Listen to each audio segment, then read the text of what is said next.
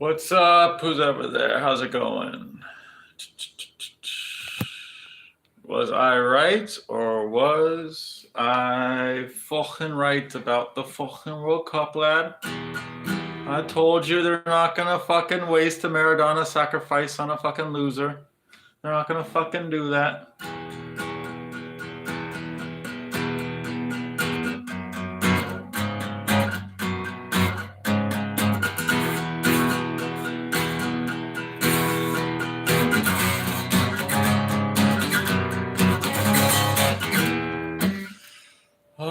So how did everyone like, well, the World Cup? That was an insane match. I can't help but believe it was scripted, considering I picked Argentina to win the whole thing after they lost the first match in the World Cup because I felt like it was scripted.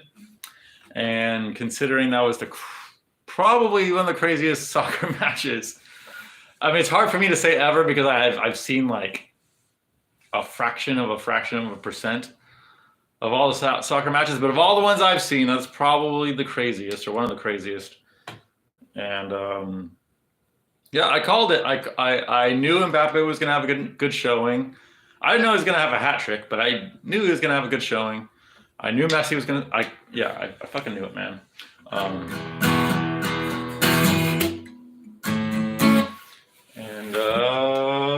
Let's get down to fucking business and talk about the fucking car last night.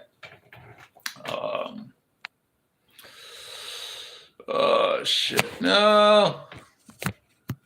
Hold on. All right. I think we're good.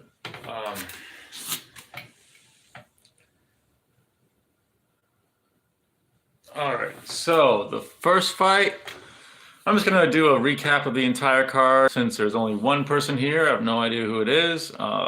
Thank you for being here. But it's hard to figure out what the fuck to say when I'm talking to one fucking person, which is weird because it's literally the same thing as talking to 10 people or 20 people. It's literally the same. I'm still talking to a fucking phone. Right, buddy? But for some reason in my mind, it's so much stranger when just doing it to one fucking person. I was thinking this might happen. I was thinking about going live at a more normal time that I do because I feel like there'd be more people. But yeah, I have too much shit to do later, so I had to do it now. But anyways, first fight of the night was Sergey Morzov versus Journey Newson. That fight, I picked Sergey Morzov by decision. I got Sergey Morzov by decision. It went pretty much how I thought it was going to go. Nothing too shocking there. The wrestler beat the striker. Not that surprising. Although neither guy I was very confident in going in. Most of the time when it comes to prelims, I'm not very confident. But especially with this one, you could tell in the fight, like if Journey caught him clean, like he potentially could have gotten the knockout. So like I wasn't too high on Morzov, but good win by him. It was just basically a classic wrestle fuck. Nothing too much to say. I don't think either guy will be that great going forward. I mean, Morzov, like if you got good wrestling, you've always got a chance in whatever division you're in. So he'll be decent, but like he doesn't really impress me, to be honest. Next fight. This is the fight that I was fucking furious about, man. This one was the one I was furious about because I got swayed at the last minute by the fucking line movement. I had caught. Ended up my first bets hit, but Matthews and Vegan fucked my parlays, Jared and Kachika. Oh my god, yeah. I had Matthews and Arosa too. That shit. Almost everyone had Matthews and Arosa. Like just looking at especially Caceres versus Arosa. And I said this in my preview. I said Caceres could get the first round stoppage, but it's very likely that Arosa can weather it.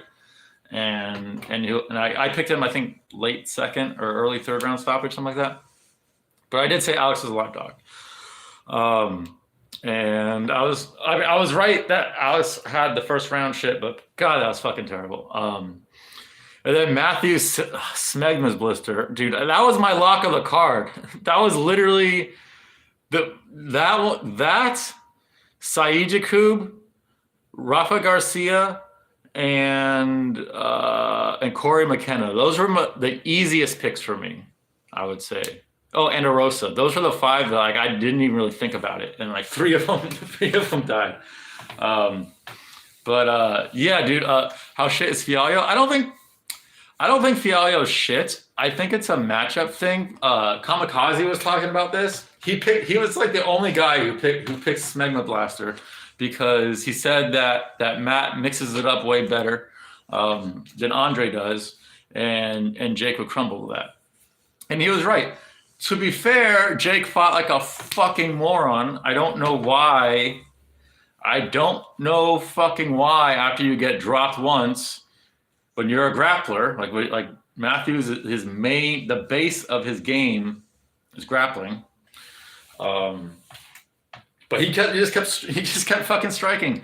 And and he kept getting dropped. Although Matthews won the second and third rounds up until he got dropped, but then he fucking gets dropped, and that's it. Like, you have to fucking give it to fucking Siemenberger and shit. So a good win by Siemenberger. I don't know. That one hurt. Like Matthews was my MVP in a lot of my fucking fantasy leagues. So needless to say, I did not do good in fantasy yesterday. Even though I did, like, overall, I think I was 8-5, I think, overall on this card. Which you would think that would be good enough to win some of them, but it wasn't. On all my drafts, I picked at least three losers. Renat was easy money. Yeah.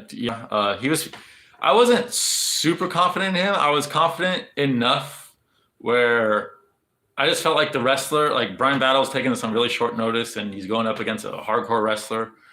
Like, I just felt I don't know how they had that good odds on. I think the odds in that fight were pretty close. I think Battle was just a slight underdog. That surprised me too, just because of the name, just because Renat's name, Fakhretdinov. Like, you would think most bettors would just see that name and think, oh, Russian wrestler, I'm gonna bet that guy. What's up, William? How's it doing? Good, dude. Argentina, buddy. Congratulations. Sorry, John Kozak. We have a scamming Indian who took your team. But let's be real. We want to see a William directed musical video way more than some random normie NPC directed musical video. What's up, Kamikaze? How's it going, buddy? You made me look like an idiot yesterday with the Siemenberger pick. I will not try to get you to get off your other picks. There are a lot of picks I disagree with you that I ended up winning, but I wasn't that sure on them. Matthews was the only one I was sure of, and that was fucking. He fought like a retard. I think he could have won that fight if he fought smart, but he didn't. Like, he didn't even try to go to his grappling, really, which was strange. Like, I know Seaman Blister is a decent wrestler himself, but Shekelsberger, yeah, Matthew Shekelsberger, Siemenberger, man, dominated. So I didn't expect that, dude. The entire time I was watching that, I was like, God damn, I feel like such a fucking idiot for telling Kamikaze. Like, I was like begging you to make that switch. So I'm sorry for begging you, but I genuinely did it with the purest intent. Like, I picked the Matthews. I had him by decision, and it actually was a close fight.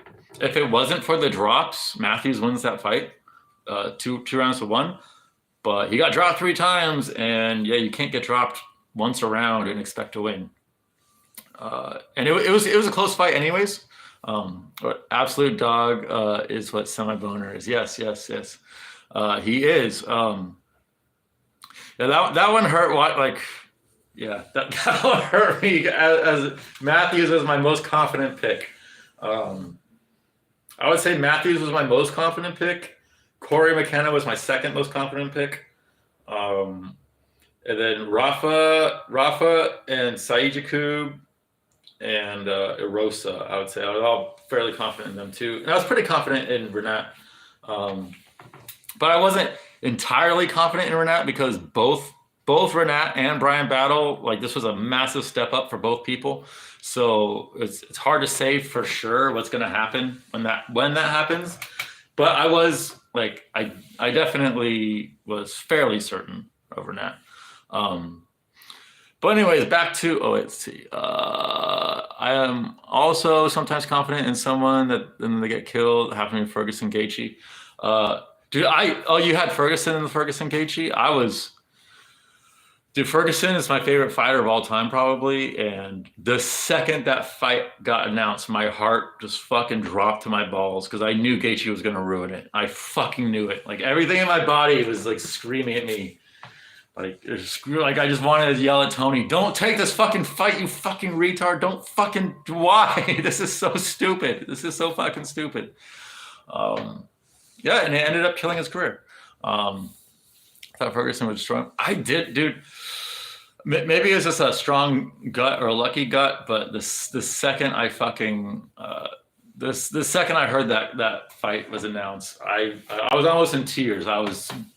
Because he was supposed to fight Khabib for the 5th time, and Khabib dropped out because of COVID shit, like a bitch, and and then Tony was gonna go fight for his 2nd interim title, which is fucking stupid. He already got stripped of his 1st interim title. You don't need a fight for another one. Everything about that entire situation still hurts my soul to this day because Fergie is my guy. But I figured Gaethje just a bad matchup for him, and just like fucking Khabib, Tony was cursed. So I just thought that Gaethje would be the one to fucking throw a wrench in that. You thought Sean won 100%. Like, so I'm gonna be honest. The Saryukian Ismagulov fight bored the hell out of me. It was like for at least half of the fight, Saryukian fought like a women's MMA fighter. I mean, he was chain wrestling good. Like his stand up looked good, and he was chain wrestling looked good. But like half the fight was he was just holding Demir up against the cage like a woman. And I was really kind of tired. And by the main event, I was watching it. So I was watching it, but I wasn't scoring it. Most of the time when I watch fights, I'm actively scoring and I'm looking for the scores. I was so fucking tired and exhausted by after Armin Demir that I was watching. I was paying attention to Jared and Sean, but I wasn't scoring. That being said, I thought for sure Sean Strickland won. I thought he landed in almost every round. I thought he landed the more significant shots, and it looked like all the significant shots Jared landed. It seemed like Sean was rolling with them pretty well. So I would have to go back and watch the whole thing, which I have no desire to. That wasn't the most fun fight. It was a very stereotypical Sean Strickland fight. But I think Sean won, and my prediction was right in that this entire fight, it mattered upon Jared Cannonier's his mental state going in, and I said if he's gonna fucking respect Sean, this is gonna be a boring 5-round decision that Sean's probably gonna win. But if he goes out there like the fucking killer gorilla that he is, doesn't respect him at all, and just goes for knockout blows, like fucking Ngannou versus Rosenstruik, Jared wins round 1. And then we got a fucking timid, shy Jared Cannonier, which was really sad. I had Sean winning. I mean, I picked Jared to win, but I think I had him 2nd round KO. I switched it to 2nd round at the very last minute.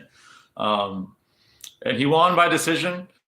You can't be like too mad at the decision because it was close, and like I said, I wasn't scoring it. So that's the caveat. I was not scoring it round for round. I was just watching it. And to me, it looked like Sean definitely got more strikes off and the more damaging strikes off. So the judges' scorecards were pretty fucking insane. I'll say that. Like 49-46, 49-46, 49-46. Like I was thinking it was going to be 48-47s across the board for Cannonier, for Strickland, but just because even though I wasn't scoring, a lot of times judges, if round 1 is close and round 2 is close, they'll give round 2 to the guy they didn't give round 1 to. So I figured they probably did. They alternated round 1, round 2, round 3, round 4, and round 5 decided it. So I was thinking Sean won, but it doesn't really matter to me that much, because neither guy both guys are like the B plus tier of the middleweight division. Both guys are good, and they'll beat everyone below them pretty much. But the guys above them, they're gonna have issues with. But let's see. What's up, Calcifer? Good to see you, buddy. I'm just happy I did well with the Dober perfect pick helping. Nice, dude. Yeah, you had Dober second round KO. That's very, very nice. Yeah, I had Dober by decision. I was what the fuck was I saying? I totally fucking mind blanked right there. Oh, Dober. Yeah, I thought there was a chance Dober would knock him out, but I thought Dober was going to win the decision, whether it would be a legit decision or a robbery. I felt like Dober's style and Bobby Green's style makes it so that if it does go to decision, it's very likely Dober's going to get the decision. But yeah, great KO, great fight of the night for sure. After that fight, I was kind of, I don't want to say I was done because Caceres Arosa was good. Albazi and Costa started slow, but then it picked up. But Dober versus Green was the one I really, really wanted to see. And Dober I was very confident in too, because there were so many people confident in Green, and like it was kind of like the same thing as a Till versus Drickus, whereas like if you're just looking at their style matchup, stand up. Yeah, Bobby Green gets more shots off, and I said that. But when you look at their physical attributes and you factor in all the other shit involved, you have to go with Dober. And yeah, I'm glad I got that one right. But yeah, good call, William. Fucking good call. What I learned is that Saeed is overrated and has no gas tank. We already knew that. I mean, he does have a gas tank. He just he doesn't manage it properly. What I learned about Saeed is he's a fucking gamer. I had Saeed Jakub. I was pretty confident in it. And he didn't fucking quit on himself, man. Like, I think Saeed Jakub was the pick. I think I made the right pick there. I think if they fight again, Saeed Jakub's winning it. If they fight 9 more times, Saeed Jakub's winning at least 7 or 8 of those times. But he did gas himself out. I think like he didn't manage his gas tank properly, and Saeed fucking went for it. So like, good on him. Like, definitely good win by. I'd say good showing for both people, because Saeed got ragdolled and still got the win, and Saeed Jakub like was ragdolling him and looked good for the entire fight until he got submitted. So like, I say both guys like high level prospects. I don't think Saeed has a chance to become champion just because his gas tank and the way he fights. But I'll always be rooting for him. Even though I had Saeed Jakub, I was rooting for Saeed for sure. Like, I never want to root for the wrestlefucker. Although Saeed Jakub isn't a strict wrestlefucker, but in this fight he was, which was a smart tactic. He should do that, but it did backfire, which is kind of sad. I should have picked Renat. Yes. What's up, Calcifer? I don't know if I said what's up. How's it going, buddy? Sean did better than I thought. Yeah, me too. Well, I mean, because Jared let Sean do well. If Jared just fucking attacked him from the first bell rang, I think he gets him out of there really quickly. He just didn't. Like, he gave him way too much respect. And you can't give Sean Strickland respect if you have the power advantage. You can't fucking do it. Because he's just going to piece you up all night. Chandler KO's Armin. Interesting take, Nubby. Interesting take. I don't know. I'd have to think about that more, but I don't disagree with it right off the bat. Like, it doesn't ring false to me. I could see that being a hard matchup for Armin. I don't know if we've seen Chandler versus a wrestler like Armin. So if Chandler could stuff those takedowns, because I thought Demir could stuff those takedowns and he couldn't. So I don't know if Chandler could or not. If he can, yes, bad news for Armin for sure. But like, that's a big if. Like, Armin's definitely going to go for those takedowns and relentlessly go for them. So I don't know if I agree or disagree. Holy shit, Larry, that is the smelliest poopy. All right, good job, buddy. Good job. Oh, you took the biggest fucking stogie right there. Dude, I seriously might puke. I'm going to put some more litter on top of it. I will be right back. Give me 1 second. It smells so bad. Oh.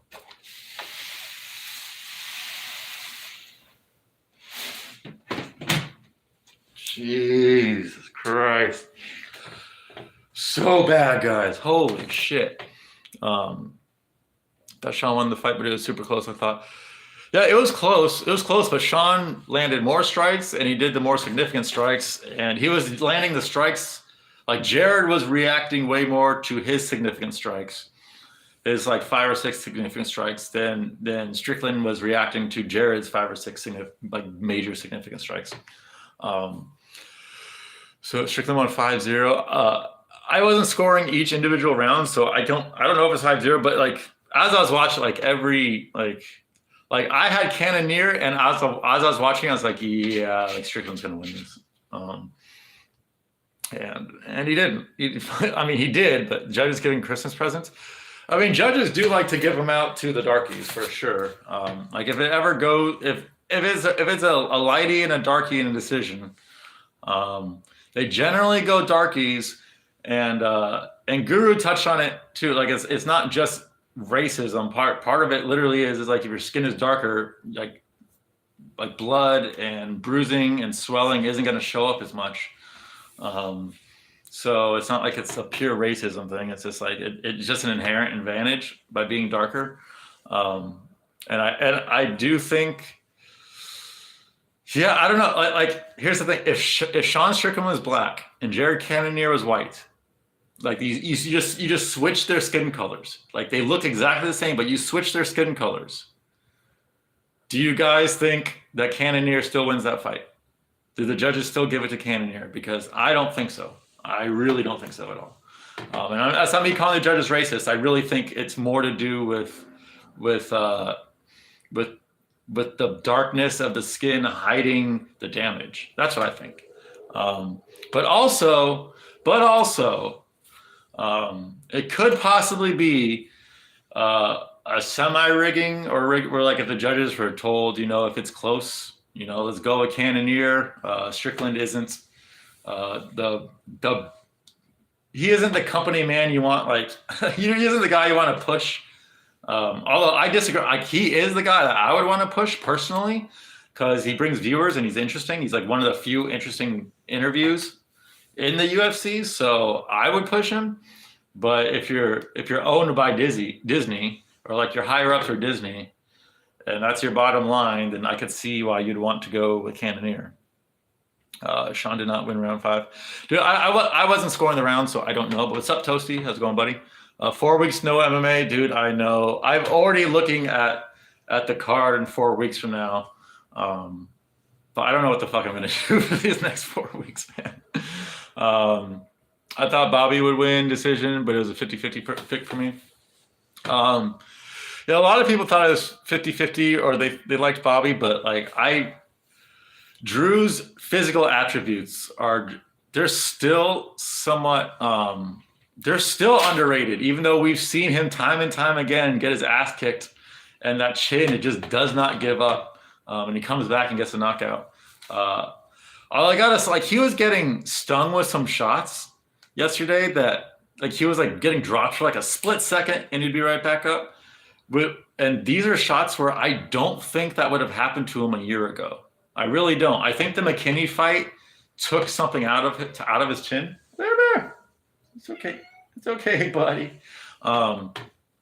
He just took a giant shit, so he's probably feeling a little weird there. Whenever he takes a giant shit, like, usually he starts running around everywhere and shit. Yeah, I'm proud of my Dover pick, because a lot of people were going green. But I'm proud of my Dover pick. Did I see the new Lisa Riley post? I have not seen the new Lisa Riley post, Polydor. You can link it to me, and I'll jerk off to it later. Sup, Nubby MMA, did you see the new Lisa Riley? There's a blueprint with Saeed now. There was always a blueprint with Saeed, I think. But I think I knew he was going. I think I knew what he was doing with the guillotine. Usually, it's not great to go for them, but constantly reshooting leaves you open for them. Yeah, well, and Saeed Jakub is just gassing himself. I think the biggest issue is they were both super fucking gassed.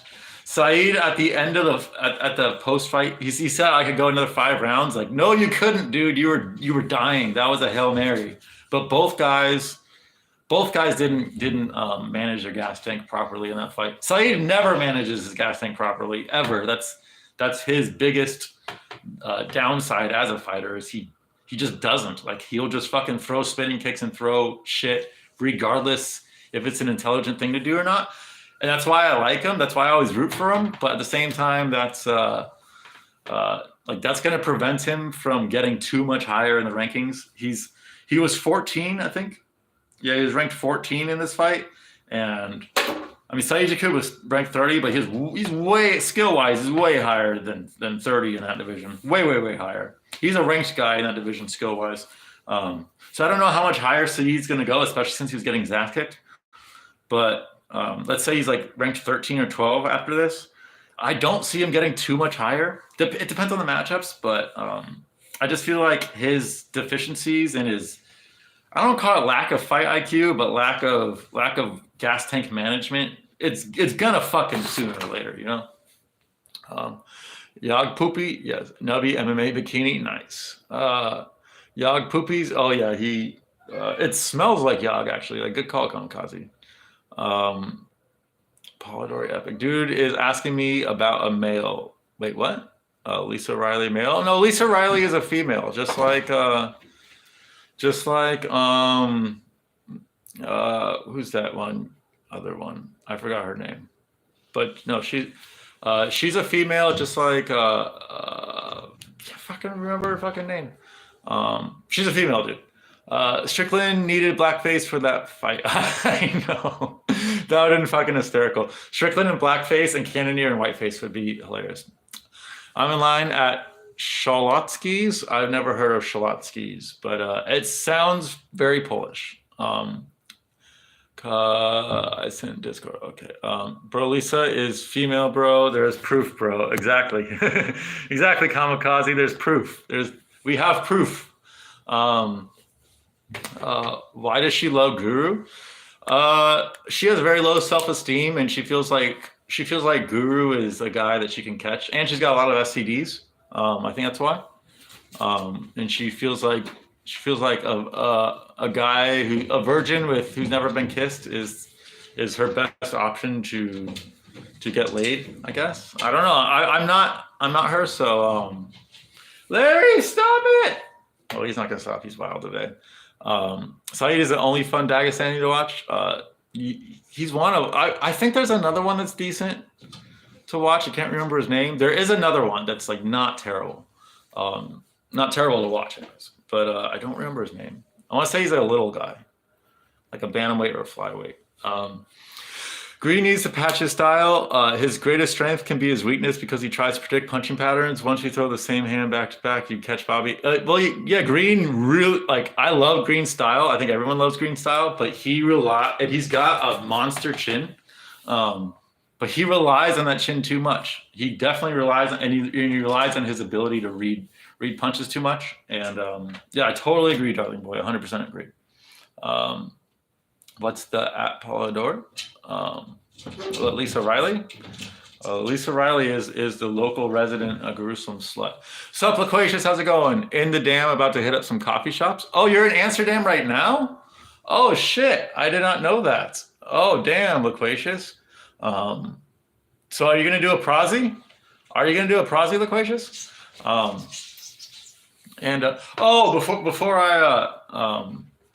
Before I fucking forget, Musical's donation that he gave me, I don't fucking know why, but like, so it immediately went into my PayPal, right? Via the, what's it called? Like, I have Power Chat right now, but it was the other one, the Streamlabs donation thing, right? It went directly into my PayPal, and then when I went into my PayPal account, they banned me, and so I can't get the money, and they just banned me for no reason. Dude, I was so fucking sad and pissed off about it. This happened Friday. So yeah, don't use that link. So I'm back to the Power Chat, Power Chat for donations and Cashapp. But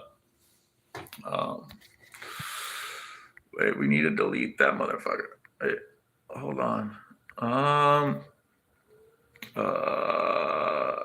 But yeah, so I can't get.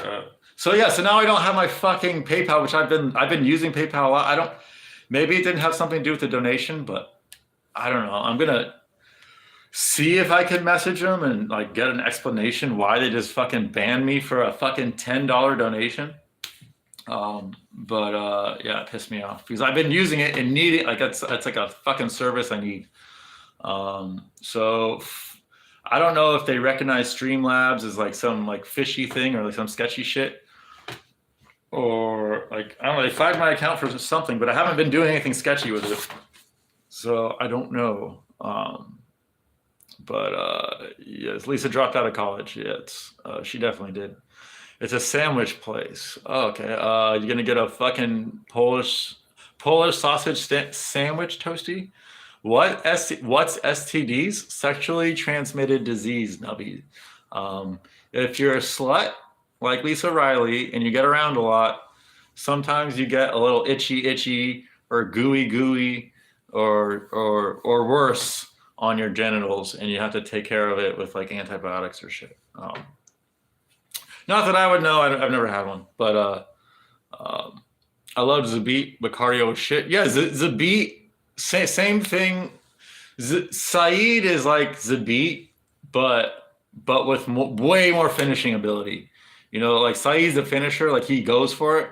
Zabit's basically the same fighter, but without the finishing ability. So I think Saeed is pretty much Zabit 2.0 in my book because he can finish.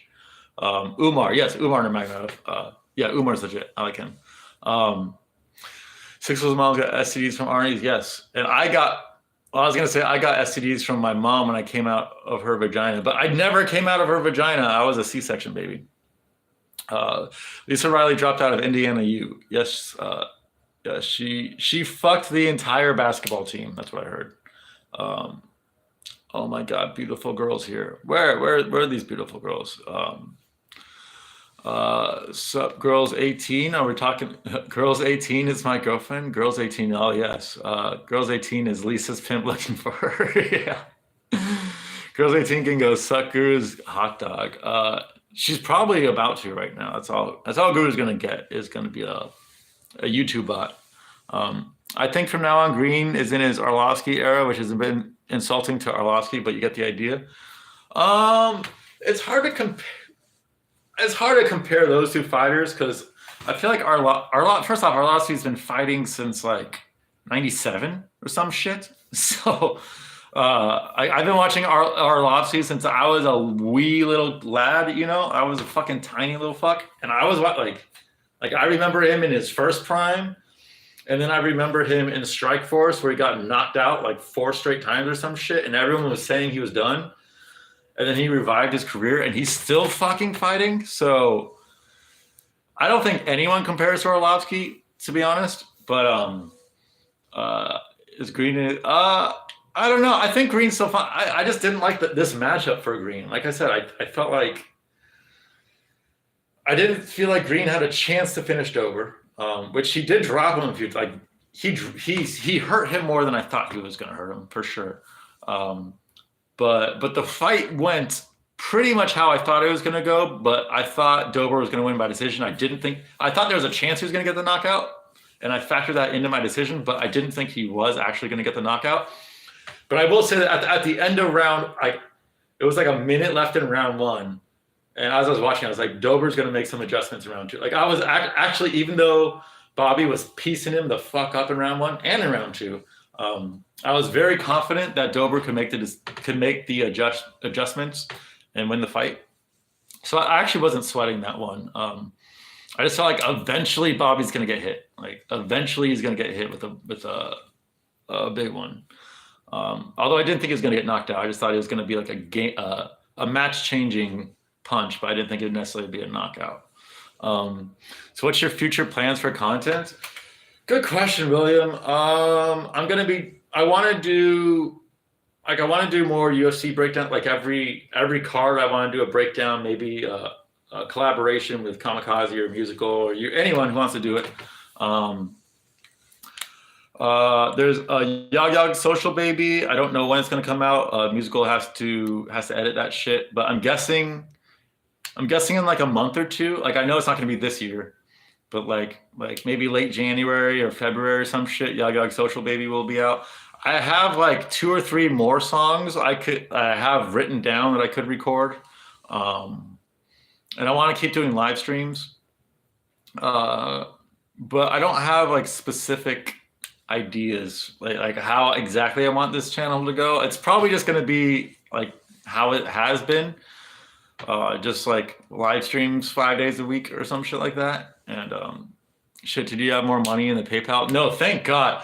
So this is the blessing in disguise that I'm trying to look at the PayPal thing is I've had hundreds of dollars going in and out of that PayPal account for like the past month and a half. And I think that's part of the reason why it got flagged is because I've literally had this PayPal account since I was like 16 or 17 or some shit.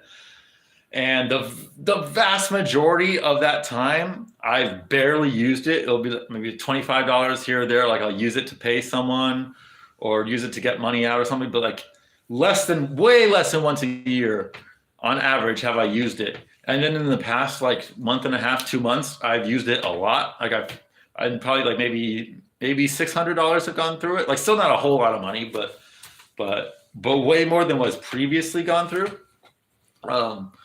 So anyways, they canceled me the second Musicals Dono went in, they canceled it. And I didn't have any money in there, thank God. But I'm looking at it as a blessing in disguise because if I had tried to pull out more money from one of my fantasy websites, and it would have been way more than fucking $10. And if I would have tried it and then they would have canceled my account, then that would have infuriated me. But even though I'm sad I lost Musicals $10, and I didn't technically lose it. They said my account is locked, and any money I have in there, they hold it for 6 months, which is insane.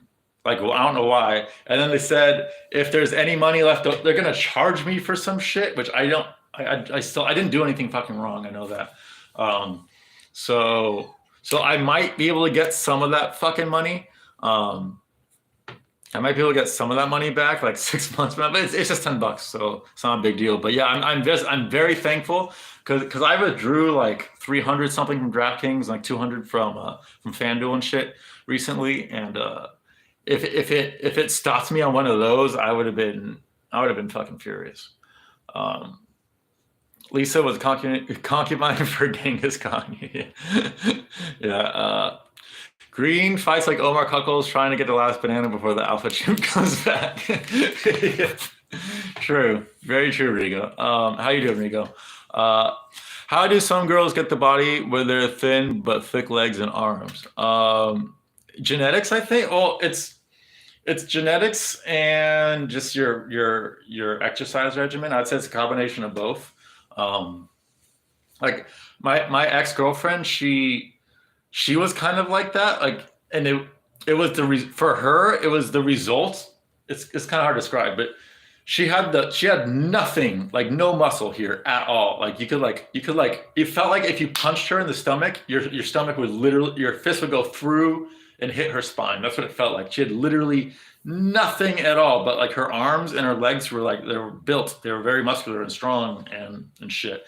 And with her, is because like whenever she did any movement at all, she was all extremities. She had no coordination with her core. She never used her core when she walked or lifted anything. It was all legs and all arms. So that's probably has something to do with it. But yeah, she had that body type. It was really fucking strange. So I think it's genetics, how you work out, and like how you use your muscles in everyday life.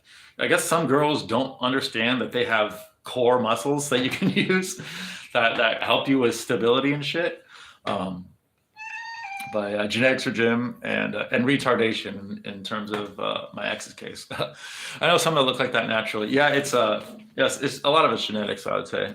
Yeah, I used to use PayPal as a holding account when I ghost swiped in high school. What ghost swiped? What is ghost swipe? I am not familiar with that term. I'm too old for that shit. But yeah, fucking, I'm gonna message them tomorrow or do the. They're probably not gonna unban my thing. Like I've heard of other people's PayPal's account getting banned for no reason too. So yeah, Esma birthday tomorrow. I have no idea who Esma is. Is Esma a relative of Loquacious or a relative of Yoggles? Hey, baby. I got a kitty. Hey. Rigo, thoughts on big booty BLM activists? Yeah, what are your thoughts on that, Rigo? I'm sure he's got good thoughts on that. Lope, thoughts on big booty Arabs? Another good question. Dude, yeah, me and William were talking about this, I think yesterday. Arabs are like this sneaky, attractive race. You don't typically think of Arab women as hot, but that's because you don't typically see their face often because of their religion. But if they're not Muslim, and you actually see their like, they generally have like a good color skin, and they generally have good, like, nice features too. So yeah, I'm all for the big booty Arabs for sure. There was this girl, I want to say she was like half, maybe Iranian, half Arab, Saudi, something like that, half white, that worked at the market. She worked there for a while, and I had a fucking huge crush on her. She had those strange Arab features. I gotta open this for Bobby. I gotta open this for little guy. There you go. And she had a big booty too. Happy birthday, my guy. I hope you get many Arab women to feed you mushrooms. Yes. Hopefully they're not the mushrooms growing out of Kamikaze's bathroom. Bigger center of mass to mag dump into bigger center of mass to mag dump in mass to mag. I don't know, mag like that. I don't know what mag is. Mag dump or dump into Willie. Why am I not? That's not processing in my fucking retarded brain, but it's not processing in my retarded brain. We look at some yog cake. Dan, look, my birthday also tomorrow. Big ups. Oh, your birthday tomorrow, Rigo? Fucking nice. Basically credit card fraud. Oh, okay, gotcha. I wasn't frauding anything. Like I just got money out of FanDuel, DraftKings, and then it was Musical's donation like a week later. $10, $9, because they actually did take some money out of it. Let's see, Granny as my not to be a racist or anything, I'm all about equality, but I would never touch a chimp with a genetic mutation. That's good, William. You're a good Christian man. Thank you, Larry. Thank you. Oh, you guys want to see a bit of snow? There's not too much snow out there, but there's a bit of snow. Oh, and there's a bit of Larry too. Bit of snow. There was more snow earlier, but it's really windy and it's kind of blowing everything out. It's pretty fucking cold out there. I was just out there for a second to get shit out of the car. I think it's like 25 degrees and windy as fuck. I was planning on doing right now, actually, I was planning on doing a ruck. But it's just it's the point where it's too windy, too cold. It's hard to get me to fucking want to do it. And my body still hasn't recovered from my workouts a while ago. So I'll probably end up doing it tomorrow, if not the latest Tuesday. But it fucking sucks when it's like in the 20s and actually what I should have just done a run instead of a ruck. I haven't ran in a long time. And when I run, I warm up really fast, so it's not as big of a deal. When I ruck, I warm up, but it's not at the same rates. So usually I'm freezing my dick off as I'm rucking. Let's see. Israel is in the bottom barrel with Jordan. Yes. 19th. Wait, I'm confused. 19th. What? Many Spanish have Arab ancestors, I think. Spain because like Morocco and Spain are so close to each other. So, yeah, I think those two countries split a lot of genetics with each other, I would say. I'm not a Tuscan Raiders fan, no matter the booty size. Nice. They're nice. Like, not all of them. Some have giant noses, but the ones that don't, like, some of them are pretty nice. Mushrooms are lethal. I've never heard of mushrooms growing out of walls other than in Guru's shed. So that's crazy. I don't know if that's a European thing, but like something about the spores in Europe. Like, because I have mold in my bathroom on top, but it's literally been there since I moved here.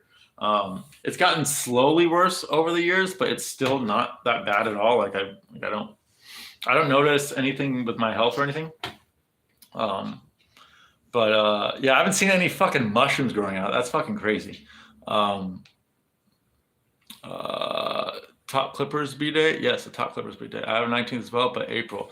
Nice. Mine's the 18th in October, so we're all fucking the 18th, 19 gang. Going on a Somali bash. Yeah. Loquacious has to be humble, brother. Yes. Go into the lake. So last night and the night before were the first nights in a while where the lows were like way below freezing. So what that means, I didn't check the lake today, so I don't know. But what that likely means is that the lake is partially frozen, and when it's partially frozen, you literally just can't go in there. Because you can, but you're gonna get cut up. I've done it once, and I will never do it again. You just get fucking sliced up like crazy. You have to wait like a solid few days in a row where it's cold enough where like there's like a layer of ice on the lake where I can hack at it with an axe, and then go. But we have a whole bunch of fucking days in a row. Like we have days coming up where the high is gonna be like 10 degrees or some shit. So that's what I'll be doing. I'll be going to the lake with an axe and shit. So like as long as I have solid ice I can stand in, I could stand on to get in the lake, I can do it. But when the ice is just thin on top of the lake and I can't, like it can't support me, like if I walk through it, it's just glass. I'm basically gliding through, and yeah, it cuts the shit out of you. So those are the only days in winter where like I don't do it, and this is sadly one of those days. Yeah, kind of fucking sucks. But in a few days, I'll be going to the lake, fucking hacking at it with a fucking what's it called? With an axe. Black Stu Rex is so stolen electronics and hurricanes. Very, very true. They're stealing fucking Strickland's Burners TV in Florida and shit. Would you ever take a hot shit on stream? I mean, normally the times I stream aren't really the times I shit. Like if I really had to shit and you got like, if like hypothetically, if I had to shit right now, what I'd probably do is ask chat if they want me to just wait, I just shit and come back, or if they want to be on stream with me while I shit. Because I wouldn't fucking care really. Like I've done like a bunch of pee-pees on stream. Like as long as I don't show any nudity, I don't see anything that bad with it. So yeah, I'd probably just ask you if you guys wanted a poopy stream or not. But that being said, I guess it's not very likely to happen. I do all my poopies in the morning. Maybe Loke might just keep preying on Han women who left the homeland. Maybe. Sex to return to PRC is a fair deal. Yes, Guru has mushrooms growing on the underside of his wheelchair. He probably, yeah, and those, like he harvests the ones on his wall, but he doesn't harvest the ones under his wheelchair because he doesn't even think to look under there. So those fully, like the veils pop and those spores release and everything. So that's like a fucking a self-feeding, what's it called? A self-contained ecosystem under his wheelchair for sure. For sure. The question is Taiwan a failed society? Good question. Can you admit Cop is good now? No, he's not. No, I don't think Cop is good. Like with the Dvorak cat, like I'm still. That's the only fight that I'm pissed. I'm not pissed at the result. I'm pissed at myself.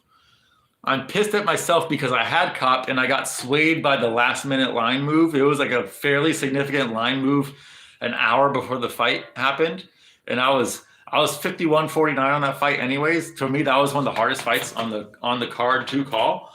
And then right when the fight started, and yeah, well, really at the end of the first round, I was fucking pissed. I was like, okay, this is not going to go well with Dvorak. But no, I don't think Cop is good, dude. I don't think either guy is good. I think they're both their output is so fucking low for flyweight. I feel like both guys would get melted by someone like Figgy or Moreno. Or even Kai Kara France. I think Kai destroys Cop, to be honest. I think he fucking murders him. So I don't think Cop is bad. Like he's ranked and he should be ranked. but I don't think I don't see him as a future contender at all, like at all. Break the ice? No, Toast. When the ice is thin, you can't break. It's like a slush. It's like a water ice slush. And when you walk through, like if I put something through it, it just breaks it up into smaller pieces. It makes it worse. Like I break the ice when it's thick. Like it'll be thick in a few days, and that's when I break it because then I can get in and get out without fucking cutting myself up. Dude, I've been doing this for 5 years. I know how it works. Like you don't want to go away when the ice is thin. You really don't want to do it. It's not worth it. And on days of that, like if I wanted to do a lake plunge today, which I don't even want to do, but if I did, and on days like this, I would just take an extra long cold shower. And the pipes here are so fucking cold in wintertime, but it's not exactly the same as taking a cold shower, but it gets close. It gets kind of close. You guys think Guru's mom vacuums his shed and throws out his pee jugs when he's passed out during the day? 100%, Rigo. 1,000%. Yes. Good one. Guru's wheelchair is a fucking mushroom. That would be fucking hysterical. A mushroom with like little veils for wheels. It's not his own size part. Classic loquacious. Ever had a poke bowl? Yes. There's a poke place not that far from here that I tried and it was okay, but there's a ton of poke places in Southern California I used to go to a lot. I like them. I like raw fish. The problem with raw fish is for whatever reason, whenever I eat it, it makes me so fucking sleepy that you got to eat it like at nights. And typically with poke places, you don't want to go there at night. You want to go there like early lunchtime, right when it's the freshest. So that's the only issue. Is like I'll go there at lunch and then I'll just be fucking dead tired for 5 hours, and then I'm wide awake. And then once I get over that, then it makes me wide awake. But I fucking love the flavor. Like poke bowls are fucking delicious. With the what's it called? The umagi, something like that. The fucking fish eggs. Yeah, shit's fucking delicious. Can you skate on the ice? I don't have ice skates, but when the ice gets thick, you can totally skate on it. I've never gone ice skating in my life, and I don't have ice skates, so I personally can't. But you definitely could for sure. Thoughts on the Korean War? Yes on stream. Oh, yes on the poopy stream. Yeah, I'm so far behind, guys, but I'd rather it this way than the other way for sure. Thoughts on the Korean War? I don't have thoughts on the Korean War. That happened in the 50s, dude. I have fucking no idea. I have no idea, man. Like I know I learned about it, but I don't remember shit about it. I think South Korea got the better of it. I'll say that. Like the residents of South Korea are a lot better off than the residents of North Korea. Ancient Greeks and toilets were built next to each other so people could socialize. That's grossly wholesome, Kamikaze. It's very gross, but very wholesome. Lisa Riley has a body like that. Like thick arms, thick legs, and no. Are you talking about the thick limbs? But the middle thing's all right, but dude, Manel Kopp is not. Darling boy, you think Manel Kopp is fucking? You think Kopp would be Figgy? No. I don't see that at all. Fucking at all. I'm pretty sure they're the same age too, so I don't think Kopp has the luxury of waiting for Figgy to get old. Or maybe Figgy is older. I thought they're like both 29 or 30 or some shit, but Figgy could be older. I'm not entirely sure. Let's see. Poto, yes, because of her. I thought about it, but because of who? Oh, because of Lisa Riley. Oh yeah. Euro is a gay currency. Yes, I've never used it, but it's called the euro, and everything involving Europeans typically is very gay. So I would agree with that. Loquacious. Very much agree. That's like the one thing. Hi, buddy. Yes. How's it going? How's it going, little guy? He was on me all morning. I woke up right before the World Cup, and Larry was on me the entire fucking World Cup. I didn't even get a chance to eat until like 2 o'clock because Larry was just on me nonstop. Lisa Riley built like a GTA Vice City character, 100%. Fucking 100%. Euro is one of the most gay currencies of all time. I agree. Yeah, it's called the fucking euro, dude. Cop beats Figgy, Kai Royval, loses to Moreno Pantoja. Are you saying that because he's a counter striker? Is that why you're saying that? Because I can see the reasoning. I disagree, totally disagree, but I see the reasoning. Where you're thinking, oh, he can just counter him, but he's not that fucking good, dude. He's not. He's good. He's a top 10 ranked flyweight for a reason. He's not terrible, but he's not a contender. I don't see him challenging for a belt unless they push him for it. Like, I just don't see it. Canada currency is definitely gayer than euro. Yeah, they call it a loony and a toonie. That's pretty gay. That's pretty fucking gay. So yeah, Canada kind of beats everything when it comes to gayness, but euro's pretty gay too. I don't know. Euro, Canada, yeah, 50-50. They're both gay. Glad I'm not in either country. Very glad. Counter-Striker has low output against Counter-Striker. Shock. No, Counter-Striker has low output versus everybody, dude. He has low output versus every single fighter he's ever fought. Same with Dvorak. I said this when Nubby trolled Discord and said this fight was off. I was ecstatic. I was so happy because this was like my most 50-50 fight in my brain. This was the one I was having the most trouble with. And I didn't want to see this fucking fight because they're both such low fucking output. It doesn't matter who they fight. Both those guys are like the lowest output flyweights, maybe along with, what's his name? Zalgar Zumagulov. Like those three guys, they have like middleweight output, but they're flyweights. And I fucking hate them for that. Like your little guys fucking fight, dude. Like little guys don't need to be counter strikers. That's my thing. Like, it's not fun to watch. So I have a natural bias against those guys because I want to see fucking crazy scrambles and crazy action in the flyweight division. That's what makes it interesting because they typically don't have the power. Cop has the power and Kai has the power and Figgy has the power, but most of them don't have the power where they can have that kind of style and be interesting. But yeah, I hate little guys who pace themselves like that. But I see your point. I could see your point why he would beat some of the strikers in the division. I'm sorry you need to use the gay tokens they use in Canada Rico. Yeah, the loonies and the toonies. Let's see. I think Toast and Darling Boy just they have a thing for little black guys, and they really like Cop. Little black Puerto Rican Thai guys. Make shorts, dude. I'm not making shorts because they don't count towards my bottom line. So I guess I could make a few Larry shorts and stuff just for funsies, but they don't count towards my watch hours, and I really need the fucking watch hours.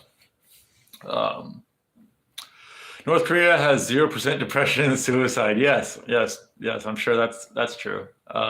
It's my birthday. I'm officially 21 today. Congratulations, Baleen. Congratulations. What are you doing for your 21st birthday? Thoughts on the Romans advancing in Gaul and Germania? I don't know that reference. I'm 34, William. I'm so far away removed from learning shit for fucking history that like I have no idea. I have no idea, man. Cop is 29. Figgy's 35? Oh shit. Then I take back what I said. Cop does have the fucking luxury of waiting for Figgy to get old. I thought Figgy was younger, dude. I didn't know Figgy's 35. Holy shit. That's not good for him. Jesus, he's a flyweight. That's really not fucking good.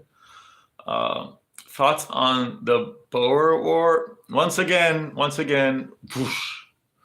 720p, holy moly. I don't know what that's a reference to your email, but nice to see you here. Go live more often, email. We need you live more often. Especially in this fucking 1 month break. We're gonna need to pool everyone together and go live as much as possible. Because we have our sport is done. But the great thing about MMA, like we're all crying that MMA is over. It's 4 weeks, dude. It's 4 weeks. Every other sport, it's like 8 or 9 months, or like 7 months minimum. Ours is less than 1 month for the off season, and we're crying about it. So like looking at it from that perspective, we have it pretty fucking good. Like our season is literally year round, besides besides the holidays. So I don't really care that much. The only thing that sucks is that once we do get back, we have 2 good looking cards, but then I think we have like, but then the next week is off as well. So for like the next 7 weeks, we only have 2 cards. So that kind of sucks. It's because it's the Super Bowl and UFC doesn't like competing with the Super Bowl, which I think is weird because the Super Bowl is on a fucking Sunday. UFC is on a Saturday. They're not competing with it. I remember a long time ago, Dana saying something like he learned his lesson not to compete with it. But once again, like you're not competing with it. The fights aren't on Sundays. So maybe there's a shitload of people fucking pre-gaming or shit. Like it makes no sense to me. It doesn't make sense why having the Super Bowl the next day would ruin ratings that much for the UFC the day before. I don't get it. But I remember him saying that multiple times. Make shorts, go. I have shorts. Loquacious thoughts on 20 Dutch dudes armed with guns losing to 1,000 apes with sticks. Well, every single time the 20 Dutch dudes would win. Okay, what's up, Shemp? How's it going, buddy? Chinese yuan is the best. That is not true at all. Enough monkeys will beat a gun. Enough Omars. 6 make prediction videos next year. Yeah, that's what I want. Like maybe I should, instead of making them live streams, just make them actual videos. You make them more condensed and maybe do something like that. But yeah, I want to keep doing the prediction stuff. Or maybe not predictions and stuff. I don't like making predictions because I always change my shit at the very last minute. And I always I like thinking about it until the very last fucking minute. So I don't really I like doing like previews and tell you like what I'm thinking about a matchup. But unless I'm like super certain about it, like I was certain I was going Dober. That one I was certain. I was certain I was going Saeed Jakub. I was certain I was going Rafa Garcia. I was certain I was going Julian Rosa. I was certain with like there was a lot of them I was certain with, but there was a lot that I wasn't too. So I don't like saying like definitively I'm going to do this on a Tuesday when I'm making my picks on Saturday or some shit. I don't know what it is, but when I want security of a hard currency in my wallet, nothing beats the feel and smell of a few million. Thanks for that, Rigo. Thanks for that. If orangutans know how to use a gun, they become a superpower. They would become a force to be reckoned with, but they're not smart enough to become a superpower. Cop Ken's somewhat match output, but he's going to throw a lot more against guys who are going to go forward. Yes, not a lot more, because he has before. Like, he's fought other guys. He's never had good output. Like, he's a classic counter striker with. This is what I typically don't like counter strikers. I typically don't, because they have to have the right matchups for their fights to be interesting. Rigo, thoughts on Jerusalem content creators funding an island and making an independent country? We need an independent country, or we at least need our independent event where we all fight each other. And Musical has like a jiu-jitsu match against Jesse on Fire and shit.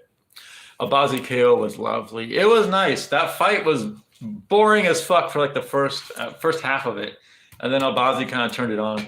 But Costa's good. I've said that before. Like Costa's still a really fucking good flyweight prospect. That's an insane fight to take for a UFC fight, and he did decent. He lasted to the 3rd round against Abazi, who's looked good against everyone he's fought. So I don't think. As long as he recovers from that KO, fine. I'm still pretty high on Costa. He's got really good striking and really good jiu-jitsu. He doesn't mix it up that well, though. He needs to learn to mix it up more. But other than that, like, he's got the skills to be at least a mid-level contender, I think, in that division. He could get ranked for sure. Darling Boy loves the Brown Boys. He does. He loves Mbappe.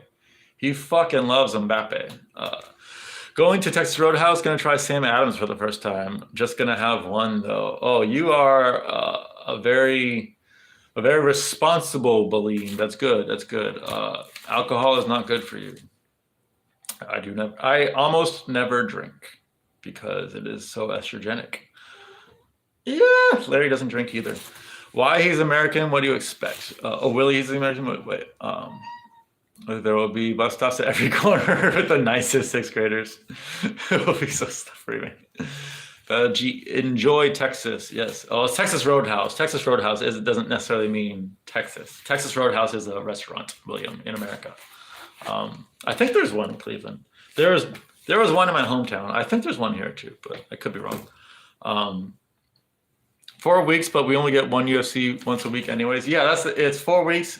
And we do halfway through. We do have Ryzen versus Bellator, which is, but at least it's something. And it's just it's 4 weeks. We can fucking figure shit out. These next certain amount of days, I'm gonna be looking up a lot of NFL shit, a lot of NFL stats, trying to figure out who's gonna win the Super Bowl because I'm gonna be able to bet on this shit in today's the 18th, I think, right? Today's the 18th. Yes, so I'm gonna be able to bet on this shit in less than 2 weeks. Fucking finally. So I'm probably going to want to put a future on a team. I haven't done too much research yet, but Philly's looking pretty fucking good for a championship. Kansas City's looking pretty good for a championship. And there was another team. Oh, Dallas possibly. I fade Dallas a little bit. I thought Dallas was going to win last year. There were so like an insane amount of ex-Dallas Cowboys died last year, like a ridiculous amount. Go look it up. Like I want to say like at least 7 or 8. So I thought for sure Dallas was going to win, and they didn't. I don't know if that's like a delayed thing, and they're going to win this year. But like the number, this doesn't seem like a Dallas Cowboys year. But they are good. Like they're always a team you have to look out for because they are the Cowboys. But yeah, I haven't looked too much into NFL shit this year. Don't forget wheelchair accessible buildings. But yes, we need our wheelchair accessible. Dude, I need to fucking get a drink. I need to get a drink right now. My fucking throat is dying. Isn't can crushing the best way to get noticed by the UFC? 1,000% kamikaze. 1,000%. As long as you don't lie about it. That's a decent part. As long as you don't lie about it. UFC fucking loves can crushing, man. They fucking love it. I don't know why. I think it's more impressive to lose to like a high level guy than just beat the shit out of some noob. But you want to add things to your highlight reel and shit. So I do get it. Does ONE FC have fights in these 4 weeks? Bellator sucks. I don't know. I don't quite know that. Yeah, I have no idea. Hopefully so, because ONE FC is the best fight promotion outside of the UFC. I think we can all agree on that.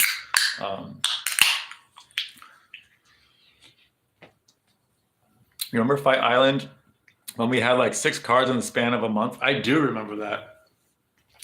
When that shit first happened, it was awesome. Like with the novelty of not having crowds, and there was no sports on at all, period, for the entire world besides MMA. That was actually pretty fucking cool.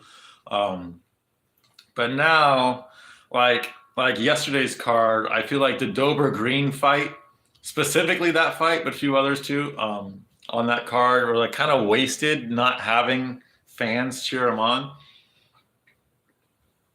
I would have liked to see a full arena go crazy for Dober and Green. Those guys are 2 warriors. They deserve all the fucking cheers and drunk people cheering their names. Like they deserve all of it. But yes, I do remember those are the good times. Super Bowl seems shit. Super Bowl, it's I watched last year's. Like I'm gonna watch it, but not keenly, if that makes sense. Like I don't really fucking care. I don't care about football anymore. It's impossible to really care when you realize it's all scripted. But I will have money on it, so that will make me care. I'll have money on it if I have a strong read on who's going to win, anyways. But they always fucking tell you who's going to win. So like they make you fucking watch everything, and like that's what I hate about it. I don't want to fucking watch all the fucking pregame shit, but they'll fucking let you know. Wait, why are we deleting Paul Dory messages, guys? Mbappe is the GOAT. No, isn't he 23? So I can't call him the GOAT. Definitely can't call him the GOAT, but he did have a hat trick in the goal. I knew he was going to show up well. I didn't know he was going to have a hat trick, but the match went close to how I thought it was going to go. It didn't go exactly. I did not think it was going to go into PKs. I did think it was going to go into extra time, but I thought, like, I had a vision of Messi scoring the game-winning goal, and he did, but then Mbappe scored again. But yeah, fucking great game. I have no doubt in my mind it was scripted. Like, how does a guy, like, you can call it luck, you can call it happenstance that a guy who hasn't watched soccer since 8 years ago called who's gonna win the World Cup. I said Argentina was gonna win right after they lost to fucking Saudi Arabia. I said it. I was like, if you're scripting this shit, this is exactly how you would do it. And that's exactly what happened. So I don't know. That's not proof that it's scripted, but it points in that direction. It definitely points in that direction. And I'll call other champions too. Like, it's actually really easy to call champions when you just mostly you just look at sacrifices, but also certain numbers and shit. Like, there's certain things they like to do. They like to rig things by, and if you pay attention to those, you can whittle it down quite a bit. If not completely, just eliminate all the ones that can't be, and find the only one that can be. And it's always like this. It's fucking always like this. Every major championship, it's always like this. I wish it wasn't. I fucking wish it wasn't. It ruined sports for me. But that's the fucking way it is. I find it so cool how you can camp in America wherever you want. Wait, what do you mean? You can't camp in America wherever you want. Kamikaze, I was homeless for 9 months. And our biggest issue was cops telling us we couldn't be where we were. You can't camp wherever you want. Like, that's not how it works in here at all. At fucking all. I don't know where you heard that, but it depends on the state. California was very, very, very strict. Surprisingly, you'd think they wouldn't be, but they were. I believe Ohio is strict too. I'm not sure. I've never been homeless in Ohio. Knock on wood. So I don't know what the laws are here, but in California, they were ridiculously strict. Ridiculously strict. Thoughts on King Nubby accepting that he gets sexually abused? Well, on one hand, it sucks to give in, but on the other hand, like, if you can't do anything about it, like I guess accept it. Like, it's better that if he's fought it this long and his fighting has gone nowhere, maybe accepting it. Maybe his stepdad likes the fight that Nubby puts up. So if he just stops putting up a fight, Nubby's stepdad won't get a boner anymore. So hopefully that will help. But yeah, so I have mixed feelings about it. It really depends on Nubby's stepdad's mentality. My mom, yeah, she's a hoe. Sixhole is the biggest Randy said Dave fan. I don't know who that is. One sucks. One doesn't suck, dude. One doesn't suck. It's better than Bellator and PFL for sure. Like, for sure. KSW had a wicked card yesterday. I didn't know they had a card. Why do these promotions have cards on days where the UFC's fight? Like, it makes no sense. Why not have cards the day before or the day after? Did it go on at the same exact time, or was it like later? Why am I being censored? You're never censored, Omar Peoples. You are a legend. You are a legend in Jerusalem. You're never censored. Thoughts on Mr. Gapier going silent for an all-time high 15 hours? Has he? I have not really read much in Discord. But if he's gone silent for an all-time high 15 hours, he might just be dead. Like, that's very possible, because that dude's never silent. With my phone, I got it in my pocket. When I take shit out, I happen. Oh, you accidentally deleted Paul Dory's message. I can't Oh shit. Oh wait, hold on a second. Oh shit, I got a Paul. Okay. Okay. Oh, okay. I'm so Polidori. If you're still here, I'm so sorry. Loquacious, loquacious. You fucking. I know this is not your fault. I know it's not your fault. It's totally an accident. But you deleted Polidori's messages, like basically saying that he donated to me. So it's actually fucking hysterical. Um, but yes, Polidori, thank you so much for the $3. He says, "Darling Boy is a queer obsessed with little brown boys." Thank you for that, Polidori. I do not. I don't fully disagree with that. Darling Boy seems to like his brown boys quite a bit. I don't. Why is it like people with the same skin color tend to stick together? Why is this? Why I don't understand. It tends to be the case, but why?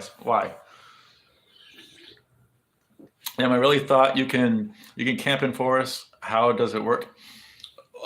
In forests, well, like if you're if you're completely out in the middle of nowhere, then yeah, you can kind of camp wherever as long as you're not in like private grounds, I guess, but it's not technically legal. Like we have campgrounds where you can camp. And if you're camping outside of campgrounds, outside of like designated areas where you can camp, like it's not technically legal, I think, in most places. But if you're far enough away, it doesn't really matter if it's illegal or not because no one's going to bother you. Like this is a giant motherfucking country. I don't know. I don't know what state to compare Germany. I don't know how big Germany is compared to a certain U.S. state, but because of the way it's shaped, like it's hard to say. But I don't think Germany's bigger than like the Dakotas combined. I think it's probably around the same size, maybe. So you know, like we just have so much fucking space that like I think people do camp, but it's not legal per se. Because Black Omar. I like the Muay Thai fights online. Me too, man. Me too. I like how they mix it up. I don't like that they have grappling match. I always fucking turn off the grappling matches. I don't give a shit about that. It's definitely an acquired taste that I have not acquired. But yeah, I love that they have Muay Thai fights mixed in there. Because then you're guaranteed to see a fucking interesting fight. So yeah, I fucking love that too. Mr. Gapier is a baby. Gapier is my baby. I am here as Omar Peoples. Thank you for that, Omar Peoples. Thank you very much. Yeah, yes, Calcifer. The Muay Thai fights with the MMA gloves are extremely entertaining because it's so unique. Yes, exactly. Well, Muay Thai fights should be MMA gloves. They should that should just be adopted across the board. Like, there's no reason not to have tinier gloves. If you can kick someone, if you could kick someone with your fucking shin, you should be able to punch someone with your nearly exposed fist. Like, the gloves are there to protect your fit. Like, they're only there to protect your fist. That's it. And that's what it should be. Like, if you have a bigger boxing gloves, then it's not just there to protect your fist anymore. Then you can use it for defense, and then it's lowering the impact on blows and shit. Free Polidor, dude. Loquacious is just deleting messages left and right, and I can't undelete. Like, my phone's being weird, and I can't even see the delete. Like, I literally can't even undo it because my phone's being weird. Okay, there we go. Germany is a little country, man. They lost all their land. That's the message that Loquacious accidentally deleted. Darling Boy is in love with Omar Peoples. Very true. Darling Boy is an Omar Peoples sympathizer. Seems that way. I got 2 pre-rolls and a 500 milligram lemon muffin. Oh, nice. Nice, dude. So what are you doing in Amsterdam, man? Are you doing prozzies and shit? Darling Boy wants to help Omar get back at Kayla. Her name's Kyla Omar Peoples. Jesus. By having Omar get with him in front of Kalila. Are we talking about Bobby Lee's girlfriend now? Kyla and Kalila just matched up Jack Della against Court McGee in this game because McGee refused to fight Mike Mallet because he's ranked too low. And UFC 4, I'm assuming, or something. Could you imagine Court McGee versus Jack Della in real life? Jesus Christ. That would be a massacre. Jack Dell is awesome. He's one of my favorite up and coming prospects of any division. I'm very, very high on him. Very, very, very, very high on him. And he's got a ridiculously fucked up nose, so like he doesn't care if he gets hit. You know, like he doesn't have anything to lose. Oh, thanks. That's what I meant. Yeah, it's illegal in Germany if you camp outside of camping area in the woods or mountains.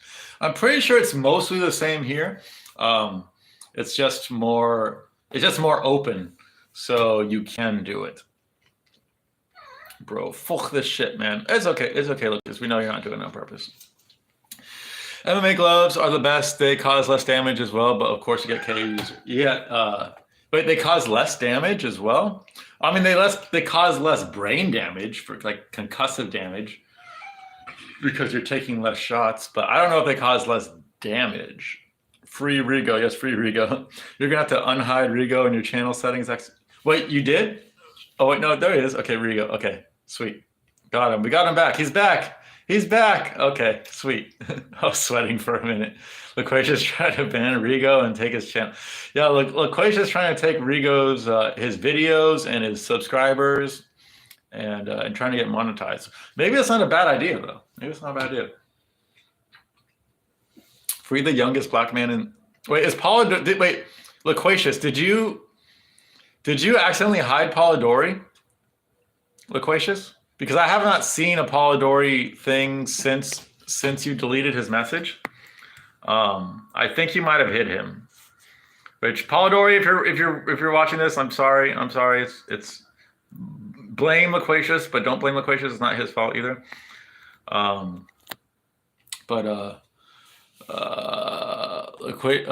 Loke is banging all the Dutch women and smoking all the weed. Yes, he is. Maybe it's just because I'm used to other Muay Thai promotions, but having MMA gloves, but it sucks because of eye pokes. Well, they can alter the gloves, right? Like they can have MMA gloves, but like alter to like, or can't they have 4-ounce gloves that are like super fucking tiny, but they're like half MMA gloves, half boxing gloves, kind of. I feel like they could be something like that. Because yeah, I agree that eye pokes are dumb. But if they had like Bellator, like a lot of it is the style of gloves. The UFC gloves make you eye poke people, or the Bellator gloves, they don't. That's why you get a lot less eye pokes in Bellator. It happens, but not nearly as much. I don't know which gloves one uses, but if eye pokes are a problem in it, then I'm guessing they're using the UFC style ones. But they just need gloves that like force your fingers to like go in. And it'd probably clear most of the issue, I would imagine. Omar Peoples needs a Christmas hat. He needs a Christmas banana. Might not, but we need you, Loquacious. We fucking need you. But yeah, Loquacious, can you look at Toodle Pip can't watch out my phones go. Oh shit. Okay. See you, Loquacious. I gotta look up Loquacious before you go. Can you see if you accidentally banned Polidori, because he hasn't said anything since, and I hadn't. I'm looking at. I don't have a fucking thing that says to unban him or anything. So can you see if he's banned or not? Looking back, way back. God, my phone is all fucking stupid. Like my phone's being all lame. I can't click. How do you add mod? Okay, I'm gonna add Polidori as a moderator and see if that helps things. Because if he's a moderator, then he can't be blocked. But I didn't see him in like a blocked list. Fuck, I don't know. Polidori, if you're still there, I'm fucking sorry, buddy. I'm so fucking sorry. That sucks. You donated to me and then you got deleted. I'm so fucking sorry. Let's see. Was it one of the hookers that had Rigo? Yes, it was. In Scotland, you can camp basically anywhere. Oh, that's nice. That's fucking nice. Yeah, concussion, I mean, but on the skin, it's easier to get cuts. Yeah, yes, that's true. Wait, it's easier to get cut, like concussive blows, yeah, boxing, but it's easier to get cuts with the 4-ounce gloves. Camping in Scotland would be real nice. Probably not in wintertime. Probably not in wintertime. Yeah, not when it's cold, it's fucking raining. Like, yeah, it's in the 20s here, so that's like, it's in the negative Celsius for all you Europeans and Canadians. It's probably like negative like 4 degrees Celsius here and windy as fuck. So like camping in that would not be fun at all. All right. Hi, I couldn't type on this, but I was here as spirit as Omar Peoples. Oh, okay, gotcha. Okay, so me making you mod actually helped. Nice. Well, you just kind of bought yourself mod, so you're my new mod, Polidori. And Larry's happy about it. And thank you again for the donation. I appreciate it. And sorry about that. Sorry about that accidental banning by Loquacious. He did not mean it. I'm sure he did not mean it. There are 4-ounce boxing gloves. Yeah, then they should just use that. Then they should, or like, but the shape of it, because what's nice about the MMA gloves is that you cannot use the glove really as a defensive tool. And that's my main thing that I like about the gloves for kickboxing versus boxing gloves. Because with boxing gloves, even if they're 8-ounce gloves, you can still use them for defense. Where like MMA gloves, you can, but it's not to the same effectiveness. So if the 4-ounce gloves were like as close to your fist as possible, and you can't really use it for defense more than you would your regular fist, then I'd be all for it. But if they're like the size of a normal boxing gloves, or they're close, then it kind of ruins the whole point of having MMA gloves. Sounds like Ontario. Yeah, I'm guessing the UK and Canada have a lot in common. I love big boobs. No worries. They have to be the right big boobs, Polidori. Like a lot of big boobs are they're just waiting for gravity to pull them down to the netherworld, or they've already been pulled down by gravity to the netherworld. I remember when I was senior year in prom, the girl I went to prom with, it was in San Diego, and our prom was in like the lobby of a hotel, and me and a group of friends, we got like the presidential suite of that hotel. And the girl I went, oh my God, sorry about that. The girl I went to prom with, she had fucking giant boobs, and I had never seen them until that night. And I was expecting them to be like really nice and shit. And she took off her boobs, and she took off her bra when she was on top of me, and I still, like, to this day, I still get kind of grossed out. They were, first off, when boobs like separate to more than they should, these ones really like you could see her, like they're basically like that, where you could, like, between my thumbs you could see her sternum, like you could really see it too, like way more than you could see my sternum. And it grossed me out, and they were huge, and they were droopy as fuck. She's 18 years old too. And I think that was my first experience with big boobs, and it put me off to having more experiences with big boobs. Like, I just, to most big boobs anyways, there are exceptions, but it's fucking, yeah, they're like, smaller boobs are better, because I think it just looks better on the type of girls that I tend to like anyways. But also, like, you got to play the long game, especially at my age now. Girls with big boobs at the age of 34, like, they're likely not going to be great boobs, and unless they're fake. And I really don't like fake boobs generally. I don't like the scarring, and more than that, more than how they look and feel, I don't like the fact that a girl felt like she needed to get fake boobs to feel better about herself. Like, to me, that's a really, really unattractive feature to have. Actually, an ex-girlfriend of mine, like old ex-girlfriend back in high school, she was small. She was probably like 5'1" maybe, and really tiny.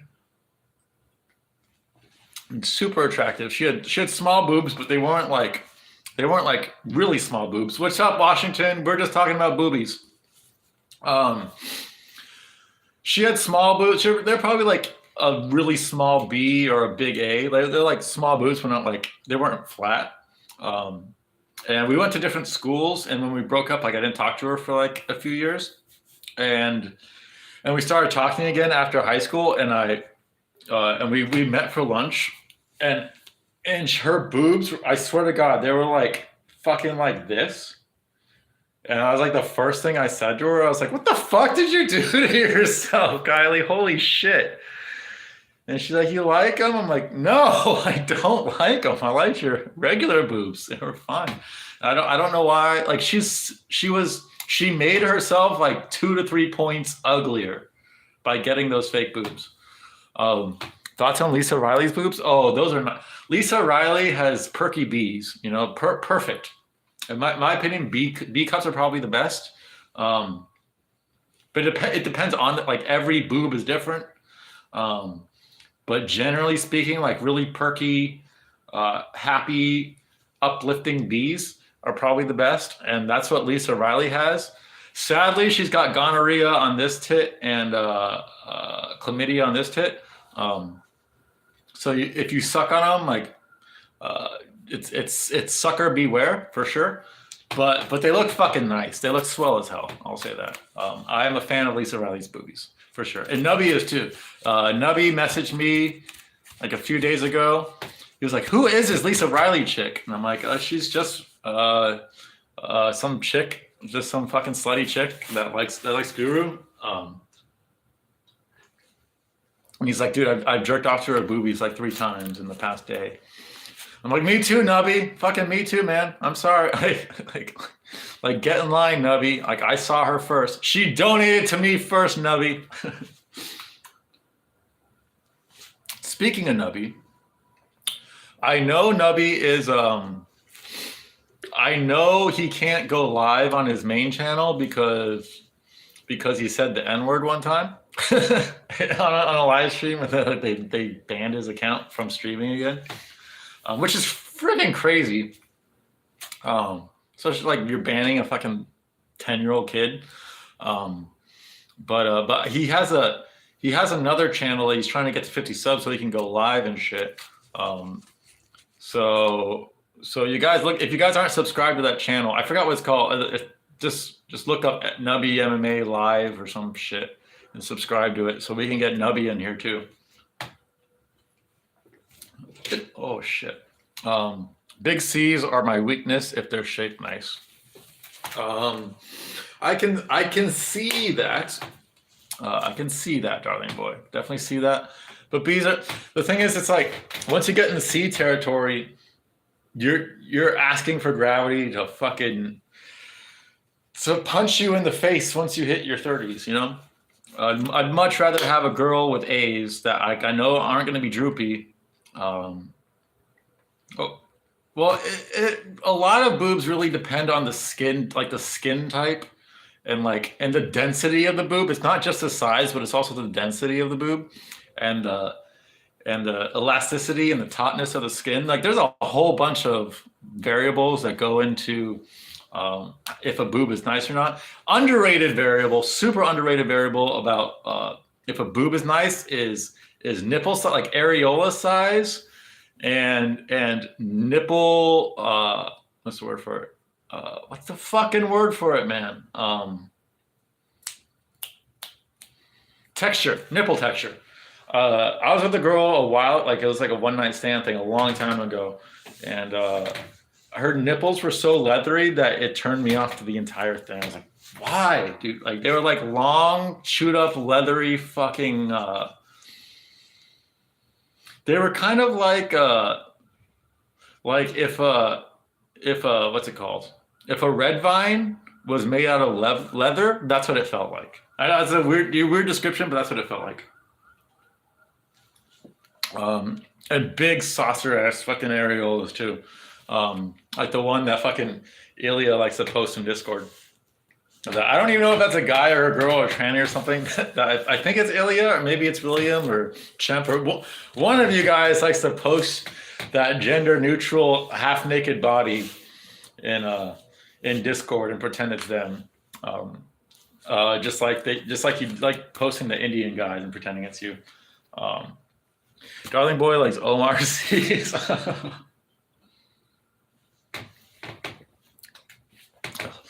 Darling Boy likes Mbappe's boyfriend, girlfriend, whatever you want to call it. Dude, that's gotta be what, like, no joke, one of the ugliest things I've ever. I mean, Mbappe is fucking hideous himself. He looks like a somehow like a way more in shape but way more pedophile version of Darling Boy. Um, Not Darling Boy. What am I talking? No, Pat Barry. Fuck. I'm mixing you guys up. Mbappe looks like a skinnier, way more in shape, but way more pedophile version of Pat Barry. Like he's got those eyes. He's got that same fucking like look in his eye, and I don't know if it's just sexual degeneracy that makes your eyes do that and shit. But yeah, but he is a fucking incredible fucking soccer player. I'll say that. He likes lady boys. So what? No, he likes boys. He likes like first off, oh, I don't know. It's hard for me to cheer that. So what? Because it's degeneracy. Like, and you're putting degeneracy on a pedestal. And now one of the best soccer players in the entire world has a boyfriend. It's not a good look for the sport, in my opinion. Just like how I thought having Izzy as champion was not a good look for mixed martial arts. If a fucking poofter is one of your best athletes, that's not a good look. Like, even though it, like, objectively, it doesn't have any effect on your ability to perform athletically.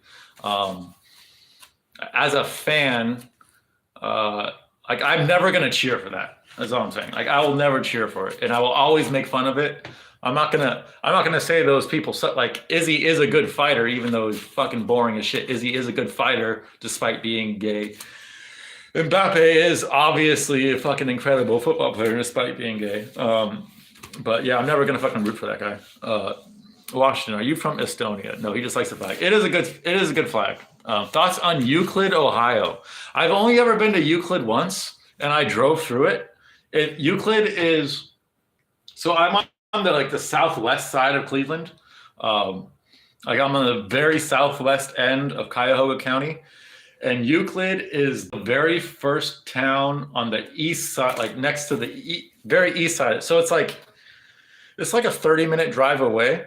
And I've never spent any significant time in Euclid. So it seems like it's fine. It's backed up right up against one of the worst neighborhoods in all of Cleveland. But looking at like maps and shit, it seems like it's okay. Like it's mostly okay. There's probably a decent amount of black people in Euclid just because Eastside Cleveland is all black people. But because it's a suburb and not the actual town, it's very likely that crime is going to be bad there. Because there's suburbs in Cleveland that are more black than white. That crime is not bad at all. It's just when you get into Cleveland itself, that's when crime is really fucking bad. It's like the police patrols in the suburbs, like where I am, they're always really fucking strict here to keep crime out.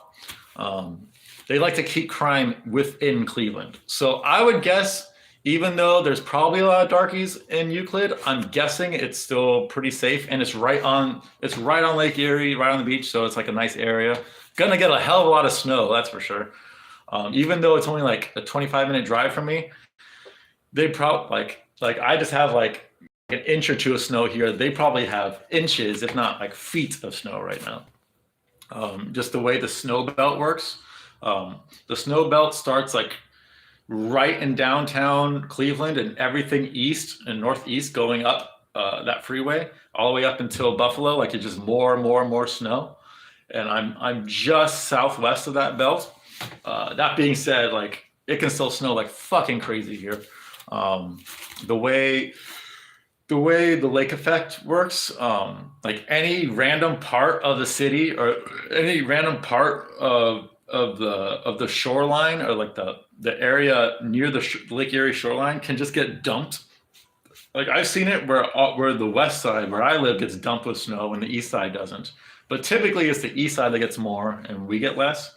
But the way it fucking the way it works is really fucking random, is what I'm saying.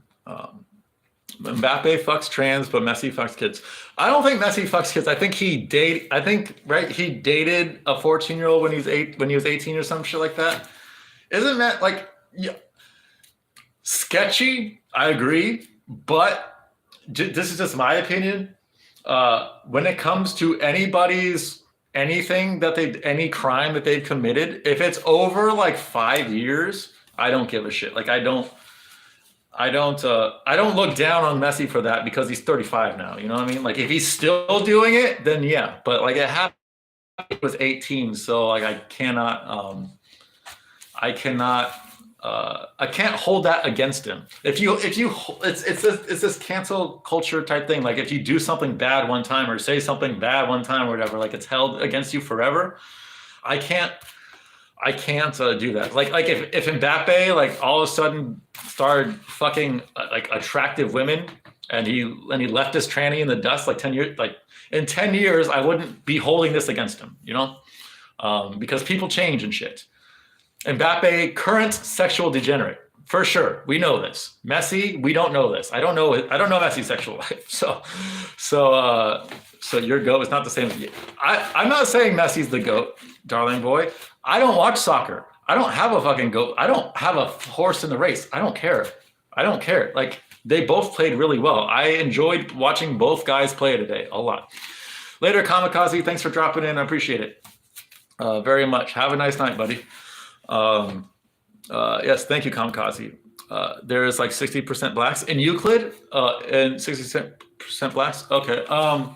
Yeah, I would have to look at crime statistics, but I would imagine that crime is not bad there. Because there's other areas that are backed up right against Eastside Cleveland. There's some really, really fucking nice areas actually. And there's no fucking crime. All the crime, they try to make sure the crime stays in Eastside Cleveland. They contain it there. And that's the reason why you don't want to fucking live in Eastside Cleveland. Because they don't, that was a weak fart. They don't care if a crime is, like if you have, I hope that's coming in on the microphone. Those were like what? No smell so far anyways. Yeah, I've been farting a lot, but no smells lately, which is strange. Because this is a fucking tangent, but since I have nothing else to talk about anyways, for like a week or so, I was just for my main carbs I was just eating pasta, just because it was all I had. And I didn't have any money to get anything else. And then I finally went to the market like 3 days ago and got some sweet potatoes because pasta binds me up so much. And I ate some sweet potatoes and I've been shitting a lot lately because of sweet potatoes. But now all the farts are coming, which is weird. You'd think the farts would have happened a week ago when it was all backed up from the pasta. But now I'm not backed up and now the farts are coming. And it's the exact opposite of what you'd fucking expect. Exact opposite. But yes, we are getting close. I'm getting good at catching this shit. Getting pretty good at catching this shit. We are getting close to the end of this stream because I've got NBA drafts, fantasy drafts to do, and then I'm gonna shower. I wanted to do this early. I just have shit to do. So if you guys have any questions or any comments on either the World Cup, darling boy, if you're still here. So you saw that I said Argentina would win, like at the very beginning of the World Cup after they lost to Saudi Arabia. I said that they would win the entire thing, and that the fact that they lost to Saudi Arabia that sealed it for me. That's literally, I was pretty sure Argentina was going to win anyways. But when I saw that they lost to Saudi Arabia of all teams, like come on, dude, they're not actually losing to Saudi Arabia. That totally sealed it in my mind that Argentina was going to win. What are your thoughts on that? You are clearly a soccer fan. And I don't think, you don't strike me as the type of guy to think it's rigged or scripted. So do you think it's beginner's luck that I got Argentina right? Do you think there's something to the fact I got Argentina right? Or am I just retarded and I'm just lucky? Because The entire fucking tournament, I had no doubt Argentina was going to win. But this last game when France came back, I was expecting them to come back. At no point in the entire match did I think France was going to win at all. And in the game against Croatia, well, they dominated Croatia, but at no point in any of their matches did I think they were going to lose. And I've watched their 4 matches. I didn't watch their bracket round shit, but I watched their four World Cup matches, and at no point in any of them did it feel like they were going to lose to me at all. Like I was super certain. And for me, it's like Maradona is a huge sports star. So it was kind of like when Kobe died in 2020. I was so fucking confident that the Lakers were going to win.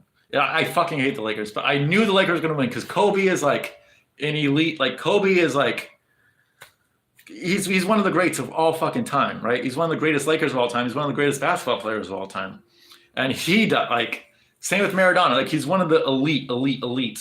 If one of those motherfuckers die, you know that the team they played for is going to win. You don't like it's always fucking like that. It's always fucking like that. And now that I'm thinking about it, I don't. Didn't Bill Russell just die? I could be wrong. I have to look at the date. But didn't Bill Russell just die not that long ago? Like I want to say within the year. Because if Bill Russell died within the year, he's another like elite. Like he's the godfather. He's one of the godfathers of basketball.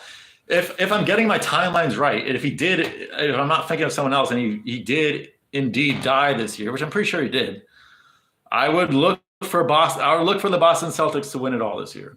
That's not my official prediction yet, but just me thinking about it right now. I'm pretty sure Russell died, and he's like the big names. Those are the ones you really want to look for. Very easy path for Argentina. Yes, I agree.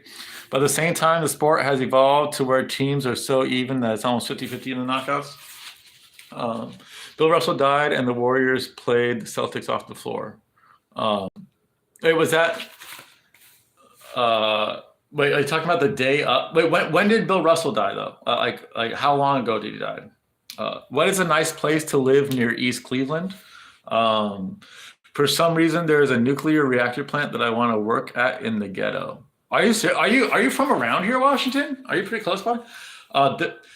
So near East Cleveland, there's a lot of places. Chagrin Falls is really fucking nice, and it's on the east side. It's like I believe it's in Cuyahoga County. It's on the very southeast side of Cuyahoga County, very, very close to the east side of Cleveland. I love Chagrin Falls. Solon is close by there. Solon's a really nice suburb. Beechwood is a nice suburb. Although I heard there's bad areas of Beechwood, but I've never fucking seen them. It's a really small suburb, but I've seen them and never seen anything bad. And then there's like Cleveland Heights is very mixed. Like Cleveland Heights is like half white, it's more black than white, but it's still a very nice suburb.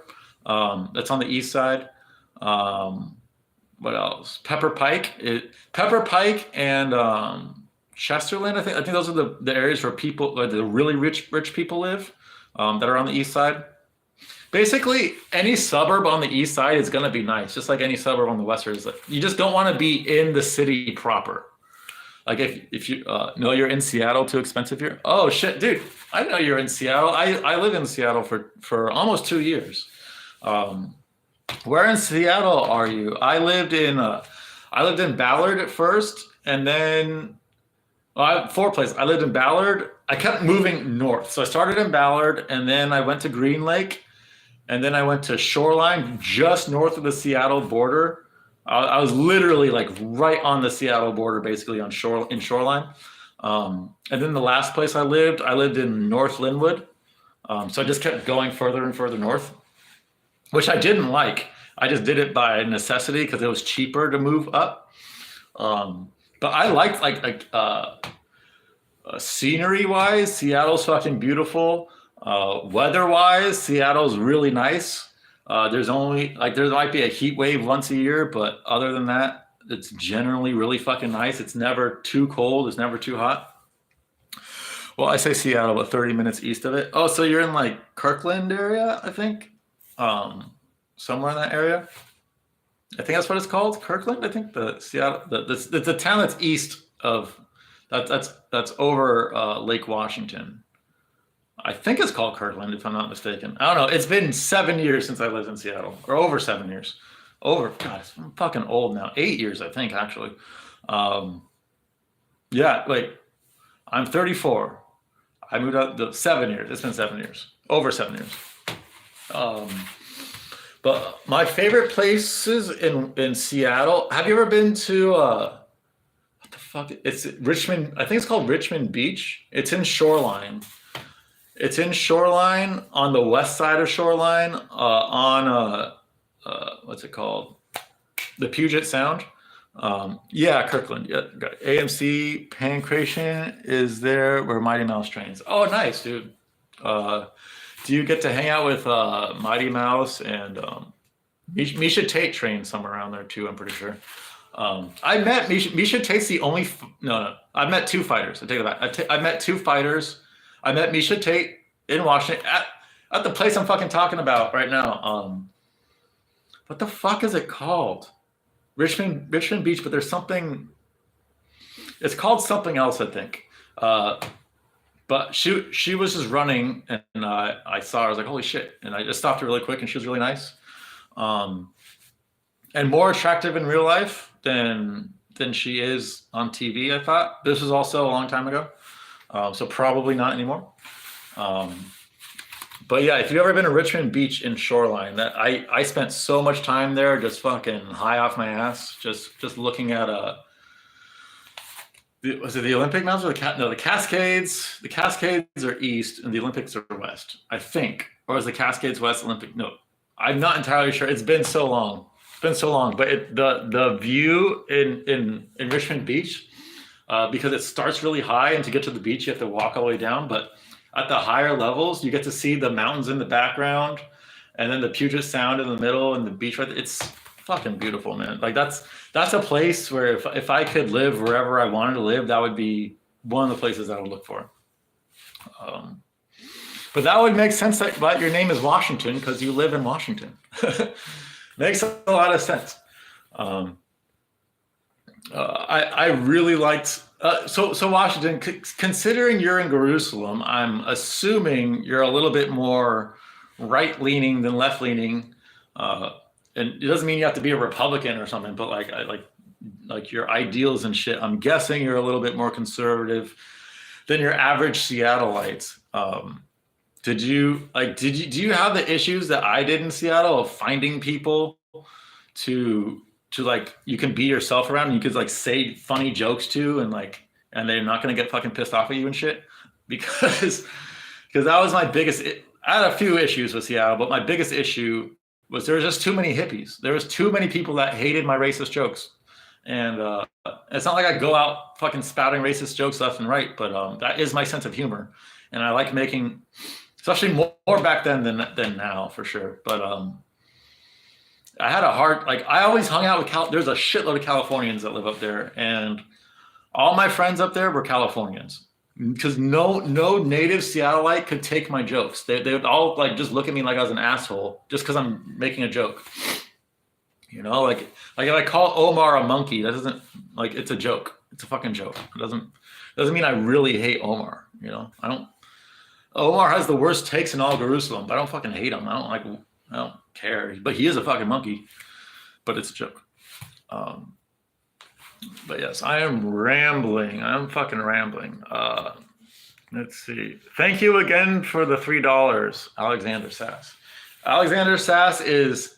I feel like Polidori and Lisa Riley have an under the table competition or agreement or something. They're trying to match each other's donations to me, or they're trying to one up each other's donations or something.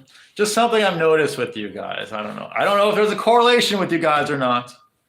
I'm not saying that there is, but it's something I've noticed. No, there are right-wing people outside the city. Okay, gotcha. Okay, so where you're at, there's more right-wing people, because everywhere I mean, I lived North Linwood was probably like 15, 20 minutes away from the Seattle borders, and it was still so fucking liberal, ridiculously fucking liberal up there. But maybe as you go east, because I've heard once you go outside of the like the town proper, like it does get pretty conservative, just like the rest of the West Coast. People like to think of the West Coast as blue, but by land, it's mostly red. Like I'm from Southern California, and I'm from one of the most conservative areas like in the entire country. Like fucking no one votes Democrat where I'm from ever. I don't know if it's like that way now. It probably is, but when I was growing up, like it was genuinely one of the most conservative areas in the land. And when people say, "Oh, you're from the soy California," it's like I'm from country California. It's way different, way fucking different. I gotta turn on the lights. It's not the same thing as being from like LA or San Francisco. Like really, it's Northern California. Like Northern California is where all the hippies are, I'd say. Why am I defending Omar? I'm not defending Omar. Rigo, I'm not defending Omar.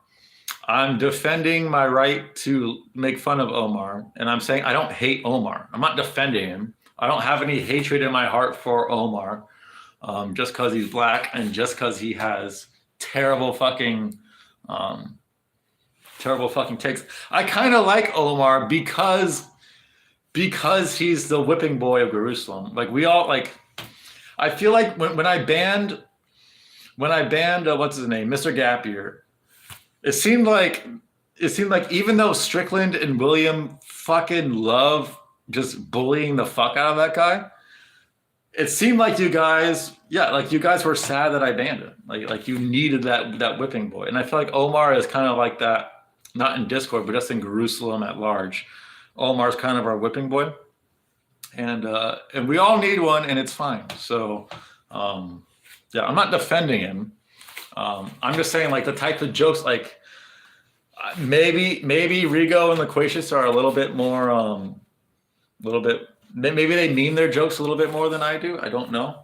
But when I joke, it literally is just jokes. Almost everything I do, if it's for the meme, it's for the laugh. It's not if I call someone an ape or a nigger or whatever.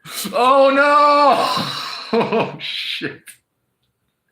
I really hope YouTube didn't fucking get that, because I want to keep this shit on live. God damn it, dude. God damn it. Fucking happen. See, this is so stupid. Like I didn't call that anyone the name. I'm just saying that word in context. In context, and like, yeah, I know Washington. I don't. It's so stupid. It's yeah, it's interesting use of the word trigger, right? Like it's like Darling Boy doesn't care, dude. I've called him that like 10 times at least. But I'm saying like I don't say it like I'm gonna hang you from a tree. I just like I don't know. I say it jokingly. Whether it's taken jokingly, that's not up to me. But I say it jokingly. And I don't know if I can upload this now. I really don't know. Because I fucking need the watch time. I really need the watch time. I need to lift these up.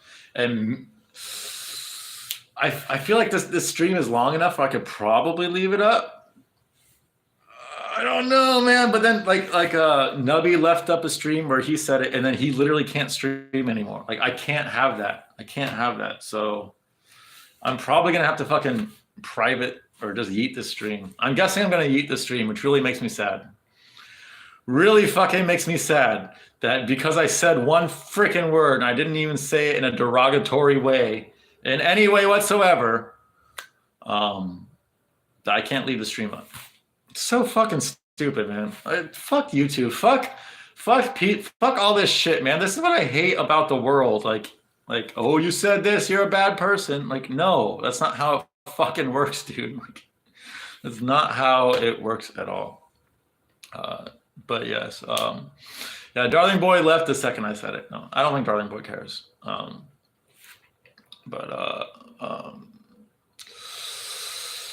I don't know what to like. That ruined my mode. That ruined my flow. Was it when I said the word, was it very clear that I said it, or could I have possibly said another word? Because no one in YouTube is gonna be like my shit's not getting reviewed on a word by word basis. It's a fucking machine that's just looking for words, you know. 6, why you banned Sneck? I'm sad now. I'll unban him. So I timed out Sneck. You're pro Sneck? That's crazy. I had no idea anyone was pro Sneck in there. I timed him out just kind of for shits and giggles. He was being annoying, so I timed him out for like an hour. And then he did exactly what Mr. Gapier did, and that's why I banned him, which was he berated me in a DM, which is fine. Like that I can handle. But then he blocked me. That's what I can't handle. He calls me a pussy and he berates me, but then he blocks me. Like that's the most pussy thing in the world you can do, to berate someone and then block them. So he was timed out, and then he was a fucking pussy and did that. So I banned him. That's exactly what fucking Mr. Gapier did. Same exact fucking thing. Where I time him out mostly for the meme of it, and then they get way too angry for a very minor timeout. I probably wasn't even gonna keep the entire hour. I just fucking picked a random fucking time. It wasn't clear. It could have been any other word. Yeah. I'm glad you started calling Darling Boy that. Only when it's fucking warranted, but yes. Yeah, hope, yeah, I think it wasn't super clear, I don't think. But yeah, so I banned him because he's a fucking bitch. That's why. I banned him because he got angry at he can get angry at me for timing him out. That's his right. But if you get angry at me, call me a pussy, and then ban me, like that's a hypocritical thing. Is it bannable offense? No, not really. That's what I'm saying. I'll unban him. I'll unban him, Sigma, if you want him back. I have no issues unbanning him. Like I'm not fucking angry at him. I just like that's my snap thing. Like you're gonna call me a pussy, but you're blocking me. Like to try to get the last word. Like I literally was good. I didn't even have anything fucking mean in response. I was just say, dude, I'll lift the thing, dude. Just like be a little nicer. That's all I was gonna say. And he wouldn't and he banned me, or not banned. He blocked me. So that's why I banned him. Maybe not the most legitimate reason, but yeah, I don't know. He's fucking annoying as fuck though. He's too much of a troll, man. I like trolls, but you gotta mix in your actual personality too. When you're just 100% troll.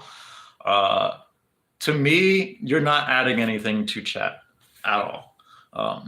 Like at least Mr. Gapier, he trolls a lot, but he adds in his own fucking gayness. Thoughts on Gapier, Rigo, Washington, Sigma Trillionaire, Base. Okay, my thoughts on all these guys. Okay, thoughts on Gapier.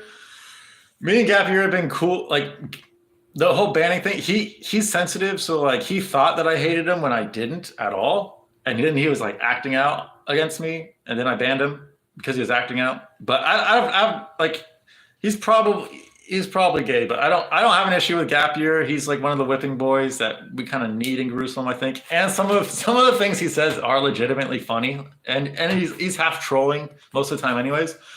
Rigo is the most based Canadian there is. Rigo's awesome. Washington is my fucking G. Washington is my brother. He's my main supporter. I fucking love that guy.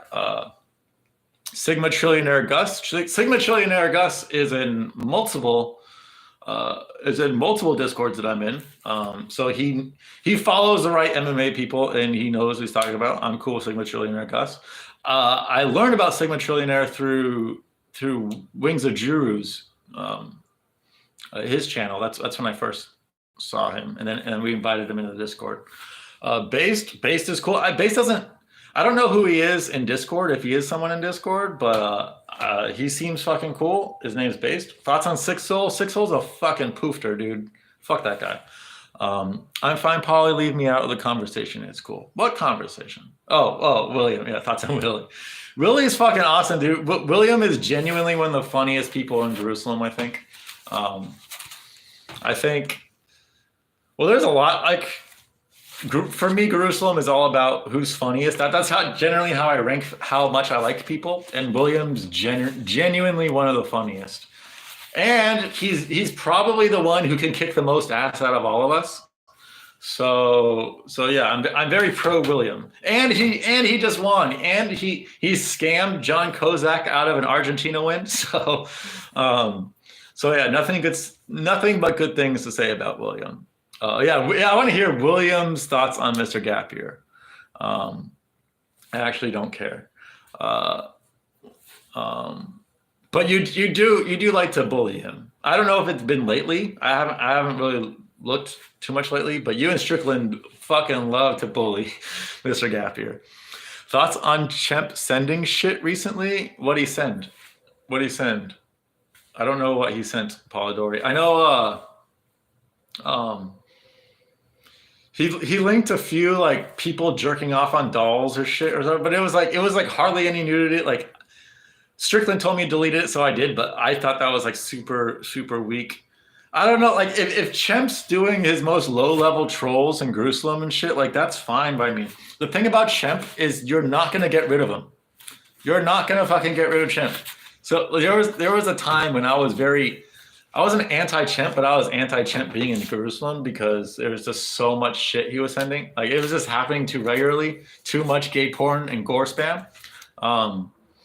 But A, that's died down, and B, you can't get rid of him. You literally can't get rid of him. So I've come to peace with Chemp, and when he sends shit like it, I've come to be grateful for the days he doesn't do it more than angry for the days that he does do it, if that makes sense. He's just that relative you can't get rid of, and he is genuinely fucking hysterical. Polidori, I don't know if you saw this. But Chemp rated Young Thug's his criminal case, like the lawyers that were doing his criminal case. Chemp fucking rated it. You can look it up on YouTube. They blurred it out, but it says Young Thug something naked bombing in Zoom call or some shit like that. It's like a 2-minute video. Just look that up. Chemp did that. That was Chemp. That was all Chemp.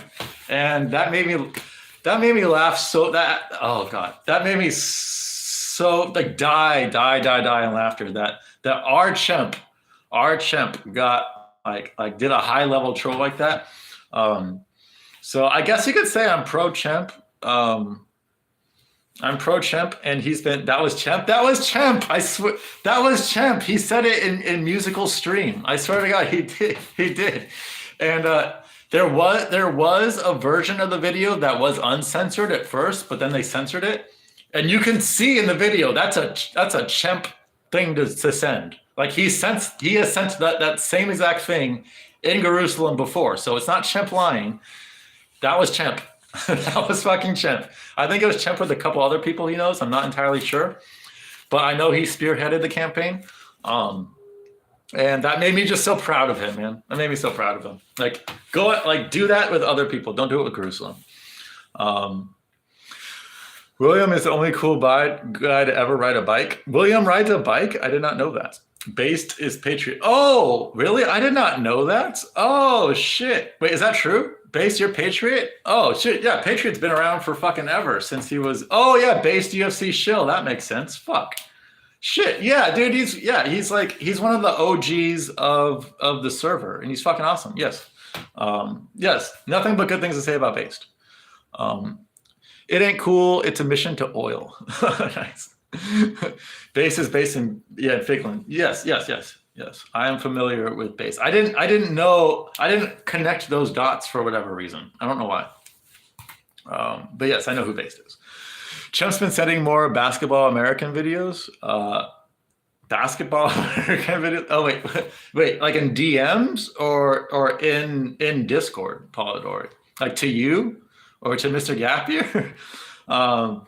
That Mr. Gapier thing was fucking hilarious when I banned him, and for some reason Gapier thought talking to Chemp would get him back into Discord, and Chemp was like masturbating or something. That shit also made me laugh. Like I worry about Chemp's mental state sometimes, But that conversation was fucking hysterical. Also, Chimp versus Gap Year is probably my favorite. Sometimes they get along, but when they beef, that's probably my favorite beef. Um, they just seem like the most oil and water people ever. And I think they live close to each other. I'm pretty sure they're both in north of England, if I'm not mistaken. I think Mr. Gap Year is in like the Birmingham area, and Chimp I think is even further north. I could be wrong. I think they're in that area. So I like to think that they actually know each other in real life, but they don't know. But neither of them will give out their information online, so we don't know. So they'll never know each other is each other. But yeah, I should be at work in 7 hours, but I'm not tired. I think I'm calling in sick.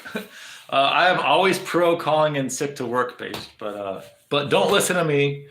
I've never been able to hold down like a legit job like ever in my life, ever. Like I've always had to just fucking hustle and like do things I want to do, but like they aren't lucrative. Ilya, lead the call. I want to talk to Gap below for a bit. So.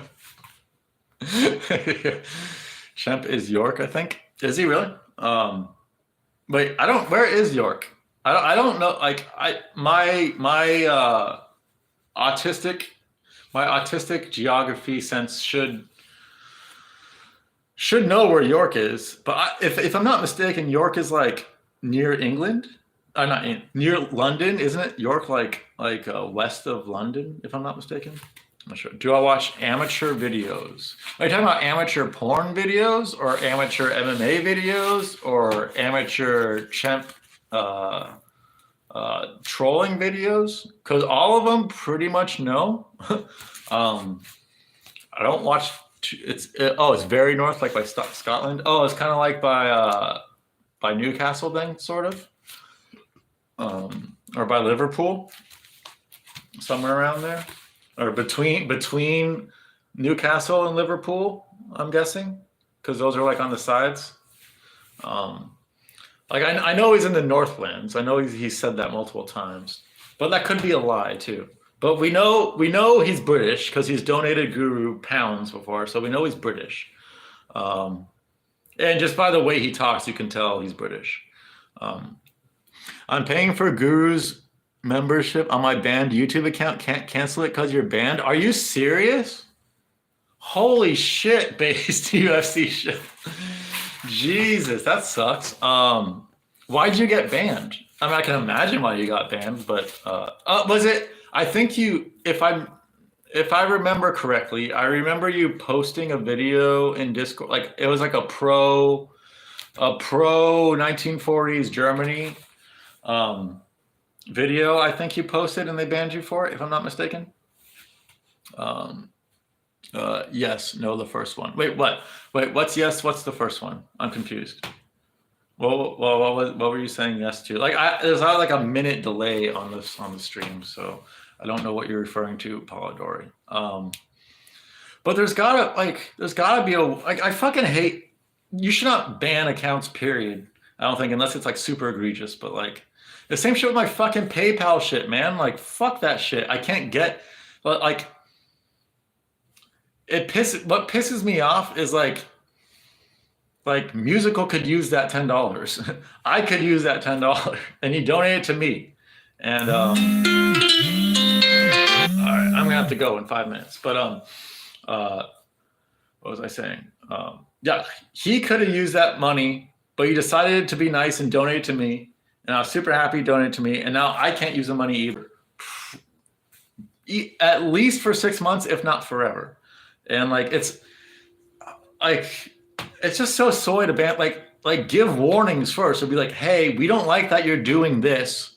Please stop before all out banning. It's fucking lame, man. Crazy thing is I didn't upload for like 2 months and they still banned me. It was surprising. Jeez, dude, that's crazy. And they didn't give you any warning either. That's what I hate. It's like they act like it's because it's their platform, they can do whatever they want. And yes, technically that's true, but morally speaking, that's really fucked up. Instagram does the same fucking shit. Almost all these social media sites fucking do it. And yeah, and PayPal, I got no warnings with PayPal, no nothing. And I did nothing wrong. I just used their service. I've had PayPal for 17, 18 years. Most of the time, like I've used it for little things here and there. Like I've probably used it up until recently. I probably used it like once every couple of years. And then I start actually using their service this past month and a half. And right when I start using it, they just ban me for no reason. They don't say why. There hasn't been a fuckload of money coming into the account. Like it's way under 1,000. I'm sure of that. So it can't be like tax related shit. Like I don't know why. And it was right when I got a musical donation. That's when they banned me. So I think it was just a bot looking for like suspicious activity and thinking that, oh, this guy using his account after not using it for fucking so long, like it must be fishy. But then look into the account, look at what I'm doing, or ask me what the fuck I'm doing. Don't just fucking ban me. Like, because I can't just make a new one. And the thing that really fucking sucks is I can't unlink my bank cards. Like they won't let you unlink the shit in your thing. They're like, you can't unlink it. So anyone can just hack my shit and then it's fucking in there. Like to me, that's illegal. I don't know how you can legally do that. Like that was when I saw that I was banned. The first thing I wanted to do was get my money out and unlink my fucking cards. And they won't let you do either. Like that, to me, that's like the most shisty, Jewy, illegal shit ever, man. YouTube CEO is part of the tribe. So yeah, dude, I would imagine the PayPal CEO is part of the tribe as well. They can't handle a non one of them fucking making small amounts of money on their shit. Like I don't get it, man. And that's what I worry about this whole going down this YouTube rabbit hole. I'm like, I've spent a lot of time and energy already trying to make my channel better and trying to get more watch hours and trying to get monetized and get more subscribers and shit, make it more entertaining for you guys. And at any point, at any time, for any reason, they could just be like, nope, we don't want to do this. And my channel's done. So the more I think about it, the more I think I'm just not gonna, oh shit. But I just realized, I forgot. I was under the impression that if I make this stream private, I'll still get the watch hours, but I won't get your watch hours right now. I won't at all. Like I'll get the watch hours, but they won't count towards the monetization, which is like, that's what I fucking need. That's the entire reason why I go on here is to get the hours in. So pray to God that they don't fucking hear that word. Pray to God. Luckily, it was buried in the middle, and hopefully none of you guys clip that shit. You are one of the world's biggest Cleveland Indian fans? No, I'm not.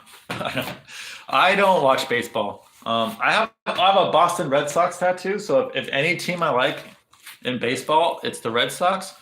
But no, I don't give a shit, dude. But I mean, they sold out, now they're the Guardians. Yeah, dude, I don't. When I moved here, I was already a Cleveland Browns fan, but I became a much bigger Cleveland Browns fan. And I always liked the Cavs, but like the Clippers were my basketball team, and like you can't really have two basketball teams that you root for just because of the nature of the schedule. But with football you can. And so the first 5 years living here, I watched every single Browns game. I watched their 0 and the first year I was here, it was their 0-16 season, and I watched the entire fucking season. That season actually really intrigued me to see how a team could be that bad. And they really weren't even that bad. The coach was purposely losing. He said so himself. And then the NFL did an investigation into it, and they found no evidence that he was trying to lose games. When you watch the games back, it's so obvious he was trying to lose games. Like, he was a terrible coach, but he was trying to be even more terrible. Favorite player on the Cleveland Indians? I don't know, man. I literally don't know. Terry Francona is the manager of the Indians, and he's my favorite because he got the Red Sox our first pennant. Why do you have a Red Sox tat? My dad's side of the family is from Boston, and growing up, my dad was a Red Sox fan, so whenever like it was baseball season, I would always watch Red Sox games and I would root for the Red Sox. And in 2003, when they like I didn't realize the shit was scripted at the time. I should have, but I didn't. 2003, they lost Game 7 of the ALCS to fucking Aaron fucking Boone hitting a home run in the 10th inning. And then the next year, 2004, they were down 3-0 in the ALCS in the best of 7 series, and they won. And then they swept the Cardinals. That was their first championship. And after that, I asked my dad, I was like, can we get Red Sox tattoos? And he's like, okay, when you're older. I was like 15 at the time or some shit. And so yeah, when I turned, I think 21, we got Red Sox tattoos it was really to commemorate like anything is possible, anything can happen, because the Red Sox were down. Not only were they down 3-0, they were down 3 games, 8 innings, and 2 outs. They were 1 out away from losing it all and being swept, and they came back and won it all. So at the time, I got it because it's like anything is possible. Now looking back on it, it's just like it was fucking scripted that way. Very obviously fucking scripted that way. I see that now. But back then, I viewed it differently, and that's why I got the tattoo. Thoughts on Cleveland being a dump? It is. It is a fucking dumpy mill, Milson.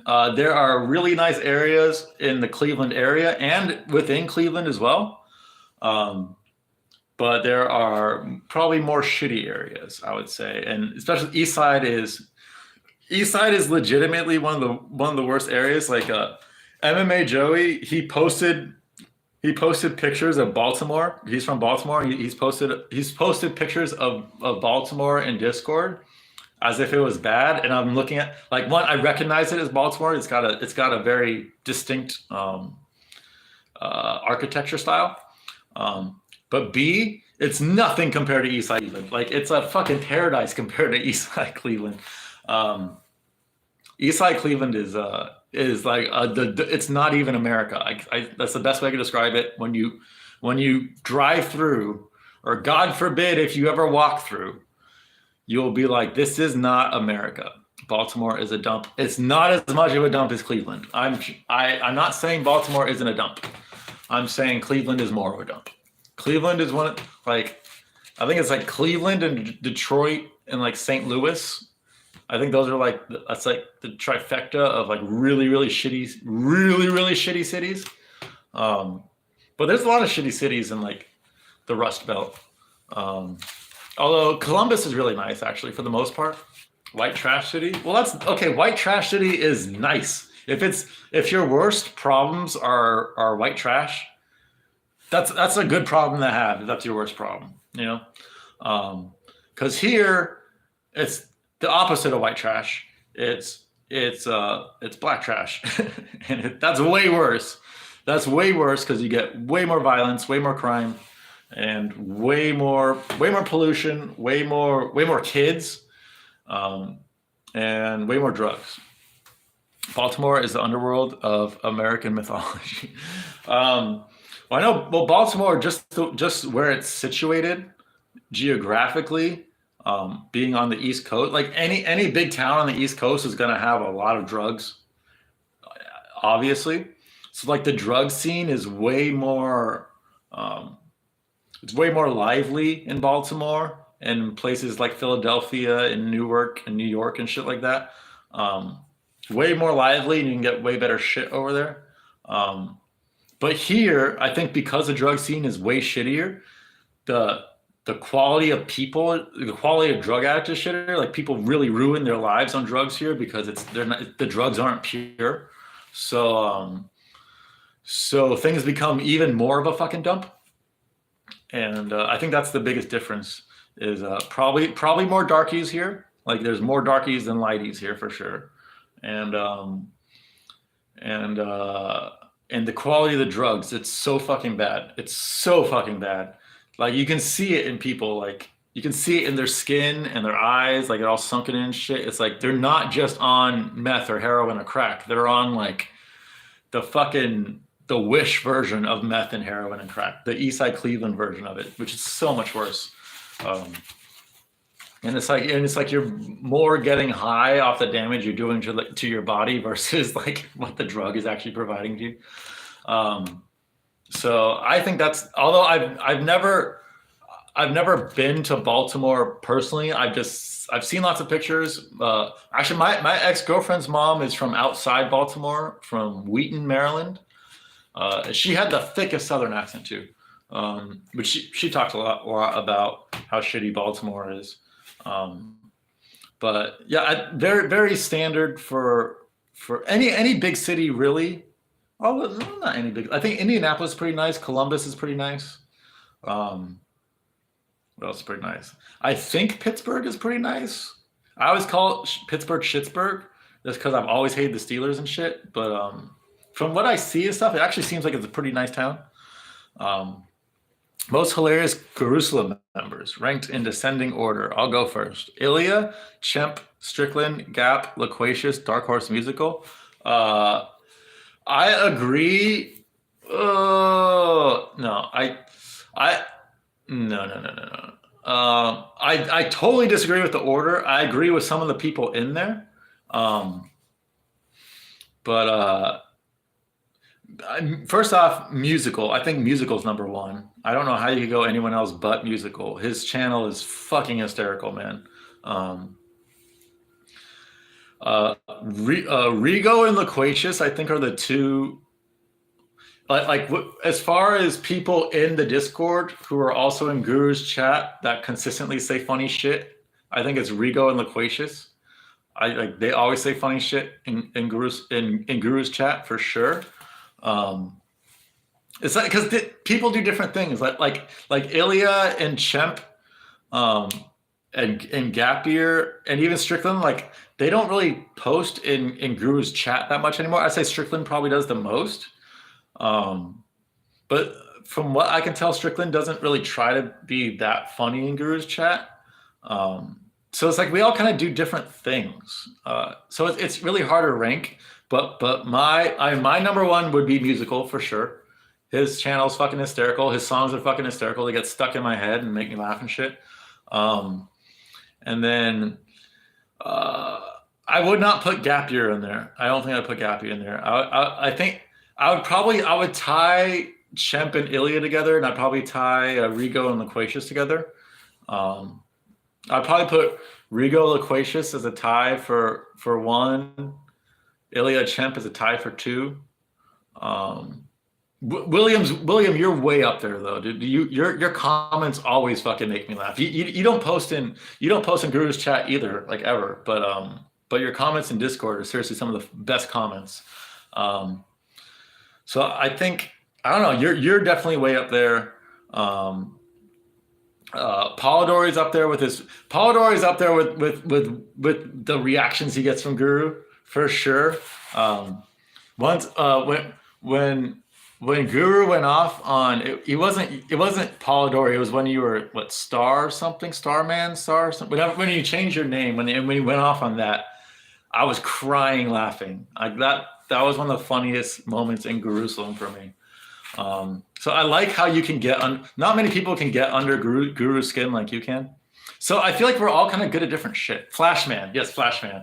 When he berated Flashman, I was actually in tears.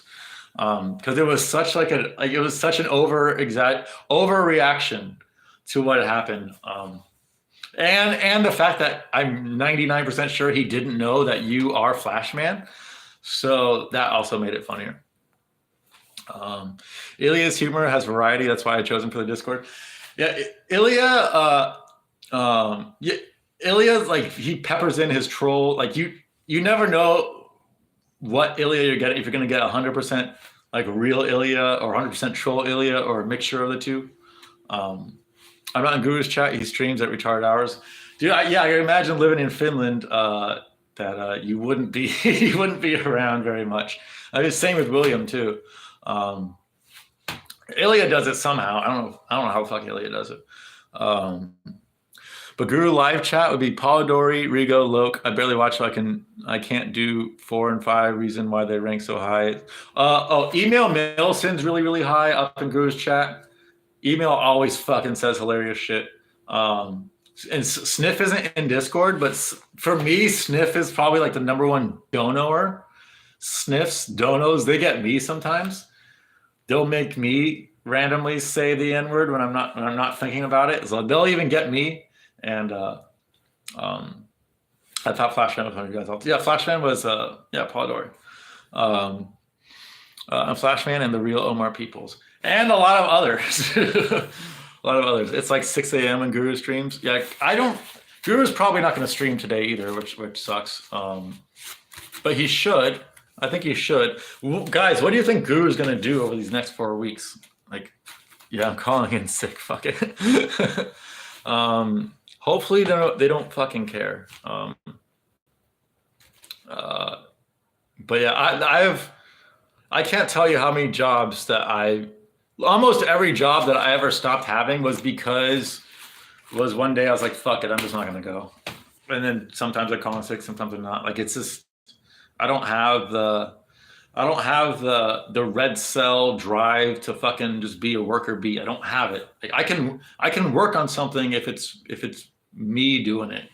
If it's for somebody, like if I'm helping somebody or something, then I can work on it. But if it's just a corporation telling me to do something or be here at a certain time, like, my brain won't allow me to do it. I wish it wasn't the case. I really wish that wasn't the case, but I never ever been able to fucking get myself to fucking actually have like a salary job. Guru might, yeah, he might. I hope not, but he might. Same Patriot, I can't catch his dead streams. His streams haven't been great lately anyway, so it's not like you're missing a whole lot. He's straight going to lose his mind. I hope not, but it's a possibility. Tier list spam and awards. Tier list spam, I hope he does a lot of tier list stuff. His tier list videos are some of his better stuff for sure. Guru adjacent streams like Six Soul Musical Toast are way better than Guru streams nowadays. Thank you. More personal. I agree. Well, it is more personal. That's not Guru's fault. Like that's just the nature of the beast. Like, naturally, as Guru gets bigger, he's going to get less and less personal. And he was never very personal to begin with, like compared to like other smaller streamers. But yeah, I prefer musicals and Toast and Guru streams for sure. And like Toast streams, I wish I could be in there more, but the problem is he always goes live like a half an hour before a fight starts. And that last half hour, that's when I'm getting my picks in. That's when I'm getting everything in. So like I'll drop in and say hi and shit, but I can't like stay there. And then the fight goes on, and like I can't have Toast and the fight at the same time just because I only have my phone. So I can't catch a whole lot of Toast streams. Toast for this next 4 weeks, if you can go live just random days, that'd be fucking cool. I think we'd all appreciate that, and I would definitely, as long as I can, I only stream once a week. Yeah, it's always right before. Yeah, it's always the time when I can't really watch that much because of the situation. But yeah, if you want to do like just a once a week stream, continue the once a week stream during this break, and just fucking shoot the shit with the boys. That'd be cool. Then I can actually like be there for the whole stream. Oh, I forgot about Mike Ock. He was hilarious, and his family never annoyed me. Mike Ock never annoyed. Okay, so Mike Ock didn't annoy me personally. It was Guru just fixating on Mike Ock that annoyed me. It's like there was times when you just had to fucking just time Mike for a bit, or just not respond to him. But he gets fixated on certain people. And whenever he got fixated on Mike's Ock stuff, the quality of the stream would go down. Thoughts on talentless cucks in chat like Naked McGregor and Goat MMA? I think they're talentless cucks. Cucks. I agree.